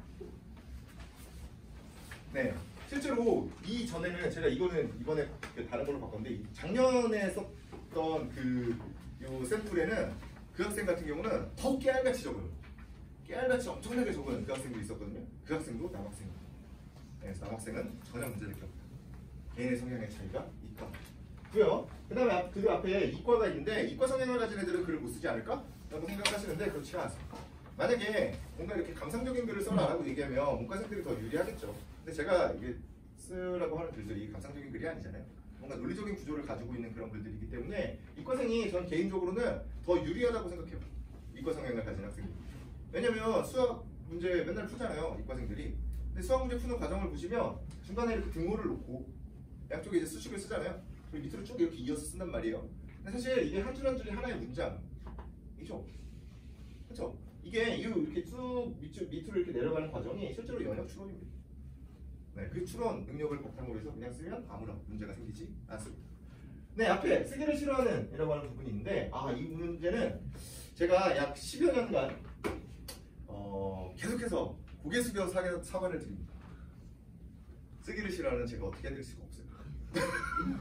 답이 없습니다. 네, 심지어는 저도 이거 맨날 써야 되잖아요. 저도 이제 그 답안지를 계속해서 만들어야 되니까 저도 싫어요. 저도 싫은 경우가 너무 많아요. 네, 잘 될 땐 뭐 신나게 쓸 경우도 있죠. 근데 대부분의 경우에는 막히게 되어 있거든요. 그렇죠? 근데 막히면 막 되게 답답해요. 그리고 내가 너 좀 이해를 잘 못하나? 머리가 나쁜가? 이런 생각도 막 들고 막 자괴감도 들고 막 그렇습니다. 그래서 좋아할 수가 없어요. 네. 근데 그럼에도 불구하고 해보는 게 가장 효율적인 방법이기 때문에 시키는 거예요. 실제로 제가 이건 학생들에게도 엄청나게 많이 시켜봤고 학원 강사들한테도 시켜봤거든요. 근데 뭐 학생들은 뭐 그냥 보통 선생님 저 이거 알아요. 이거잖아요. 이러면서 그냥 대충 말로 때우려고 생각을 하고 학원 강사들 같은 경우는 보통 내가 이 국어 수업을 몇 년을 했는데 이걸 못하겠냐? 다만 시간이 없어서 못하는 거지. 이렇게 말씀들을 하시거든요. 근데 실제로 물론 이제 여러분들이 확인할 수 있는 방법은 없겠지만 이걸 직접 해설지나 아니면 그 어떤 정리된 내용들 또는 어떤 교재 같은 것들을 직접 써서 만들지 않는 그런 선생님들은 실제로 국어 능력이 별로 좋지가 않습니다. 네, 그래서 그냥 그 어떤 다른 자료들을 보고서 앵무새처럼 이야기를 할 수밖에 없는 그런 구조예요. 네, 그래서 배경 지식을 가지고 올 수밖에 없어요. 이것만 가지고서 할 말이 없기 때문에 그렇습니다. 그래서 쓰기를 싫어하는 부분은 사실 누구나 싫어하는데 요게 그 어떤 어른이든 아이든 간에 저 써보는 것만큼 국어 실력을 향상시킬 수 있는 부분은 없더라 라고 하는 부분을 조금 생각을 해보시면 좋을 것 같습니다. 네, 밑에 어려서 책을 많이 안 읽었어도 상관없냐 이런 말씀들 많이 하시는데 일단 뭐 아무 상관없습니다. 제가 그냥 단적으로 말씀을 드리면 아무 상관이 없어요. 일단 뭐 첫 번째 이유는 아직도 어리기 때문이고요. 네, 지금부터 읽어도 아무 상관이 없고요. 또 하나는 책을 많이 읽었을 때 생길 수 있는 어떤 부작용 때문에 그렇습니다. 되게 재밌는 건 뭐냐면 그 수학이나 과학이나 영어 같은 경우는 이쪽 동네 학생들이 다른 동네 학생들에 비해서 훨씬 더 잘해요. 격차가 엄청나게 큽니다. 근데 국어 같은 경우는 그 격차가 물론 있기는 한데 이것만큼 크진 않아요. 다른 과목들만큼 크지는 않아요. 근데 곰곰이 생각을 해보면 바람직한 어떤 국어 교육 방법을 사용하지 않았기 때문이라고 생각할 수 있어요. 보통 이제 어렸을 때 독서토론 학원들 보내시잖아요. 많이들 보내시죠? 그런데 이렇게 보내실 때 잘 이렇게 보면 보통 이제 그 학원들의 어떤 커리큘럼을 이렇게 보고서 보내시잖아요. 그럼 이제 여기는 막 되게 어려운 내용들, 되게 수준 있는 내용들 이런 것들을 일주일 한 달에 1, 2주는 정의론을 읽고 그 다음에 3, 4주는 양자역학에 대한 얘기를 하네. 여기 되게 수준 있는 학원이구나 라고 보내시거든요. 네, 그럼 나가는 거예요. 단적으로 말씀을 드릴게요. 네, 왜냐면 이해 못해요. 그 시간 동안. 그 책을 다 소화해낼 수가 없습니다. 그건 심지어 그 강사 보고 딱 2주일 정해놓고 너네가 그 어떤 수학 공부도 하고 과학 공부도 하면서 그거 한번 읽어볼래? 라고 얘기하잖아요. 못 읽어요. 못 읽습니다. 그래서 그건 사실 그리고 나서 가서 그 내용을 확인한다고 하는 걸 보면 뭔가 이렇게 뭐 전체 주제를 쓴다거나 아니면 중간에 있는 특이한 빈칸을 채운다거나 이런 식의 어떤 방법을 사용을 하면서 그 책을 읽었는지 안 읽었는지를 확인을 하는데 아무런 의미가 없죠. 그거 뭐 외워놓으면 나중에 뭐 쓸모가 있나요? 아무런 쓸모가 없어요. 네, 그래서 만약에 독서 토론 학원 같은 데를 보내시려면 그냥 조금 더 어린 나이, 지금도 어린 나이긴 해요. 그냥 이렇게 어린 나이에 폭넓게 대신 쉬운 내용들을 읽히는 데를 보내셔야 돼요. 그리고 나면 학생들이 이제 그 어떤 관심 분야들이 생기거든요. 관심 분야들이 생기면 그 이후에는 스스로 읽어야 돼요. 한 번에서 억지로 익히는 게 아무런 의미가 없습니다. 네, 그래서 독서는 어려서 많이 안 했어도 아무 상관이 없고요. 그리고 나서 지금부터라도 바른 습관을 들여주는 게 훨씬 더 좋아요. 그리고 뭐 뭘 어떤 책을 읽어야 되냐라고 생각을 하면 교과서 읽으면 돼요. 교과서만큼 잘 쓴 책이 잘 없어요. 교과서를 그냥 읽으면 아주 좋죠. 네, 대신 아까 전에 말씀드린 것처럼 교과서를 보고 이렇게 정리할 수 있도록 만들어줘야 돼요. 그냥 다들 이렇게 요약 정리된 것만 되게 중요하게 생각을 하는데 그게 아니에요. 줄글을 읽어보는 그런 습관들. 그래서 스스로 읽어보고 그 다음에 요약 정리하고 재구성할 수 있게끔 이렇게 만들어주시면 됩니다. 네, 뭐 그래서 부작용 때문에라도 차라리 안 읽는 게 낫지 않았을까라고 생각되는 경우들이 많더라. 근데 물론 진짜 뛰어난 학생들 같은 경우는 도움이 되는 책을 스스로 많이 읽어본 학생들 같은 경우는 도움이 되죠. 대신 스스로 읽어야 되는 거예요. 근데 이 스스로 읽는 거는 사실 집안에서 분위기를 만들어 주셔야 돼요. 네, 집안에서 그냥 집에 갔는데 아버지랑 어머니가 이렇게 책을 보고 계셔. 그럼 뭐 같이 그냥 앉아서 책도 보고 이렇게 돼야죠. 그런 집은 사실 잘 없죠. 네, 그렇습니다. 밑에 내신 수업 어떻게 하냐라고 말씀을 하시는데, 네, 내신 수업 때는 그냥 휴강이라고 생각하시면 됩니다. 이 수업은 수능 시험이기 때문에 내신 수업은 일단 하지 않습니다. 제가 이 내신 수업을 안 하는 이유 중에 하나는 아까 전에 잠깐 말씀드렸다시피 할 얘기가 별로 없어요. 똑같은 걸 계속해서 반복해서 문제를 풀게 만들어야 되기 때문에 그렇습니다. 그래서 중학교 내신 수업은 그냥 거의 안 한다고 보시면 돼요. 그냥 아예 안 한다고 보셔도 돼요. 고등학교 1학년, 2학년은 가끔 하는데 그냥 뭐 요구하는 사람이 있으면 하는데 이쪽은 요구해도 잘 안 해요. 근데 만약에 그 요청이 있었을 때 어떤 식으로 제가 대처를 하기는 하냐면 그 학생들 같은 경우에 뭐 다른 학원을 다니거나 아니면 이제 뭐 혼자서 공부하는 학생들이 이렇게 있을 거 아니에요. 그러면 그 학생들이 이제 다른 학원에서 어떤 자료가 부족하다고 생각이 들거나 아니면 질문을 잘 못하는 그런 경우들이 생기거나 그랬을 때는 충분히 저한테 이제 소통을 할 수 있게끔 창문을 만들어 놓고 있거든요. 그럼 원래 수업할 때는 여기에 제 전화번호가 적혀 있어요. 그래서 학생들이 이렇게 계속해서 연락을 하게끔 되어 있고요. 그리고 만약에 자료가 부족하다 또는 혼자 공부하기 때문에 자료가 없다라고 얘기하는 사람들이 있으면 교과서와 관련되어 있는 자료들은 제가 충분히 제공을 해줄 수가 있습니다. 네, 일단 뭐 자습서에 지나는 정도의 수준으로 만들어 주시고, 네, 그 필기가 다 돼 있는 그런 내용들이라든지, 아니면 그것과 관련되어 있는 어떤 문제들이라든지 이런 것들을 제공을 해줘요. 그리고 나서 이제 확인을 해보고 싶다. 그러면 시험 보기 일주일 전쯤에 뭐라고 해요? 제가 그걸 주고서 일주일 문제 다 풀어보고 한번 읽어보고 그 다음에 시험 보기 전에 한번 날 잡아서 와라 라고 얘기를 해서 와서 뭐 짧으면 뭐 한 30분? 뭐 길어봐야 뭐 한 1시간 반 정도 이렇게 얘기하고 가거든요. 네, 그리고 나서 90점 이하로 받아온 사람은 없었던 것 같습니다. 네, 그렇게만 해도 충분해요. 네, 그렇게 내신이 진행된다고 생각하시면 되고요. 네, 마지막으로 저 K 국어학원이랑 비슷한 수업이냐라고 말씀하시는 경우들 되게 많은데 비슷할 수밖에 없죠. 근데 지금은 어쩐지 모르겠어요. 게다가 중등부 수업이 어떤 식으로 진행되는지 좀 잘 모르겠거든요. 작년까지만 해도 뭐 중등부 수업이 이제 겨울이나 방학 때만 이렇게 진행이 돼서 거기랑 완전히 다르죠, 저희랑. 저희는 어차피 계속 이어지는 단위이기 때문에. 근데 그 지금은 어떤지 모르겠는데 일단 저 선생님이랑 어떤 기본 틀이 비슷할 수밖에 없어요. 왜냐면 제가 거기서 그걸 다 만든 거기 때문에.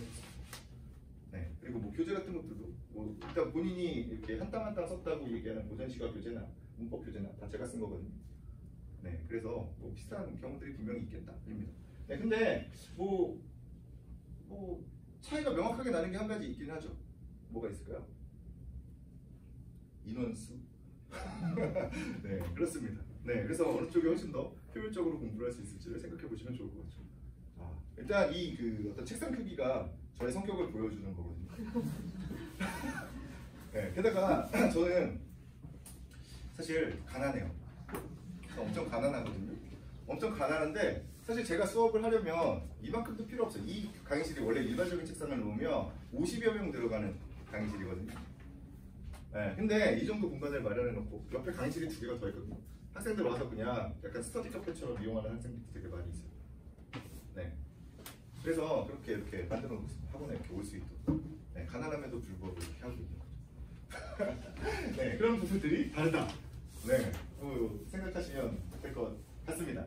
네, 어쨌든 뭐 여기까지고요. 시간표는 중학교 3학년 같은 경우에는 주말에 이렇게 토요일 낮 그리고 일요일 저녁으로 구성이 되어 있습니다. 시간표는 뒤에다 있습니다. 둘 중에 하나 선택하시면 되고요. 뭐 특별한 길이 없는 한 이렇게 교차 수업도 가능해요. 중간에 어떤 사정이 있으면 왔다 갔다 할 수 있는 그런 수업들도 가능합니다. 네.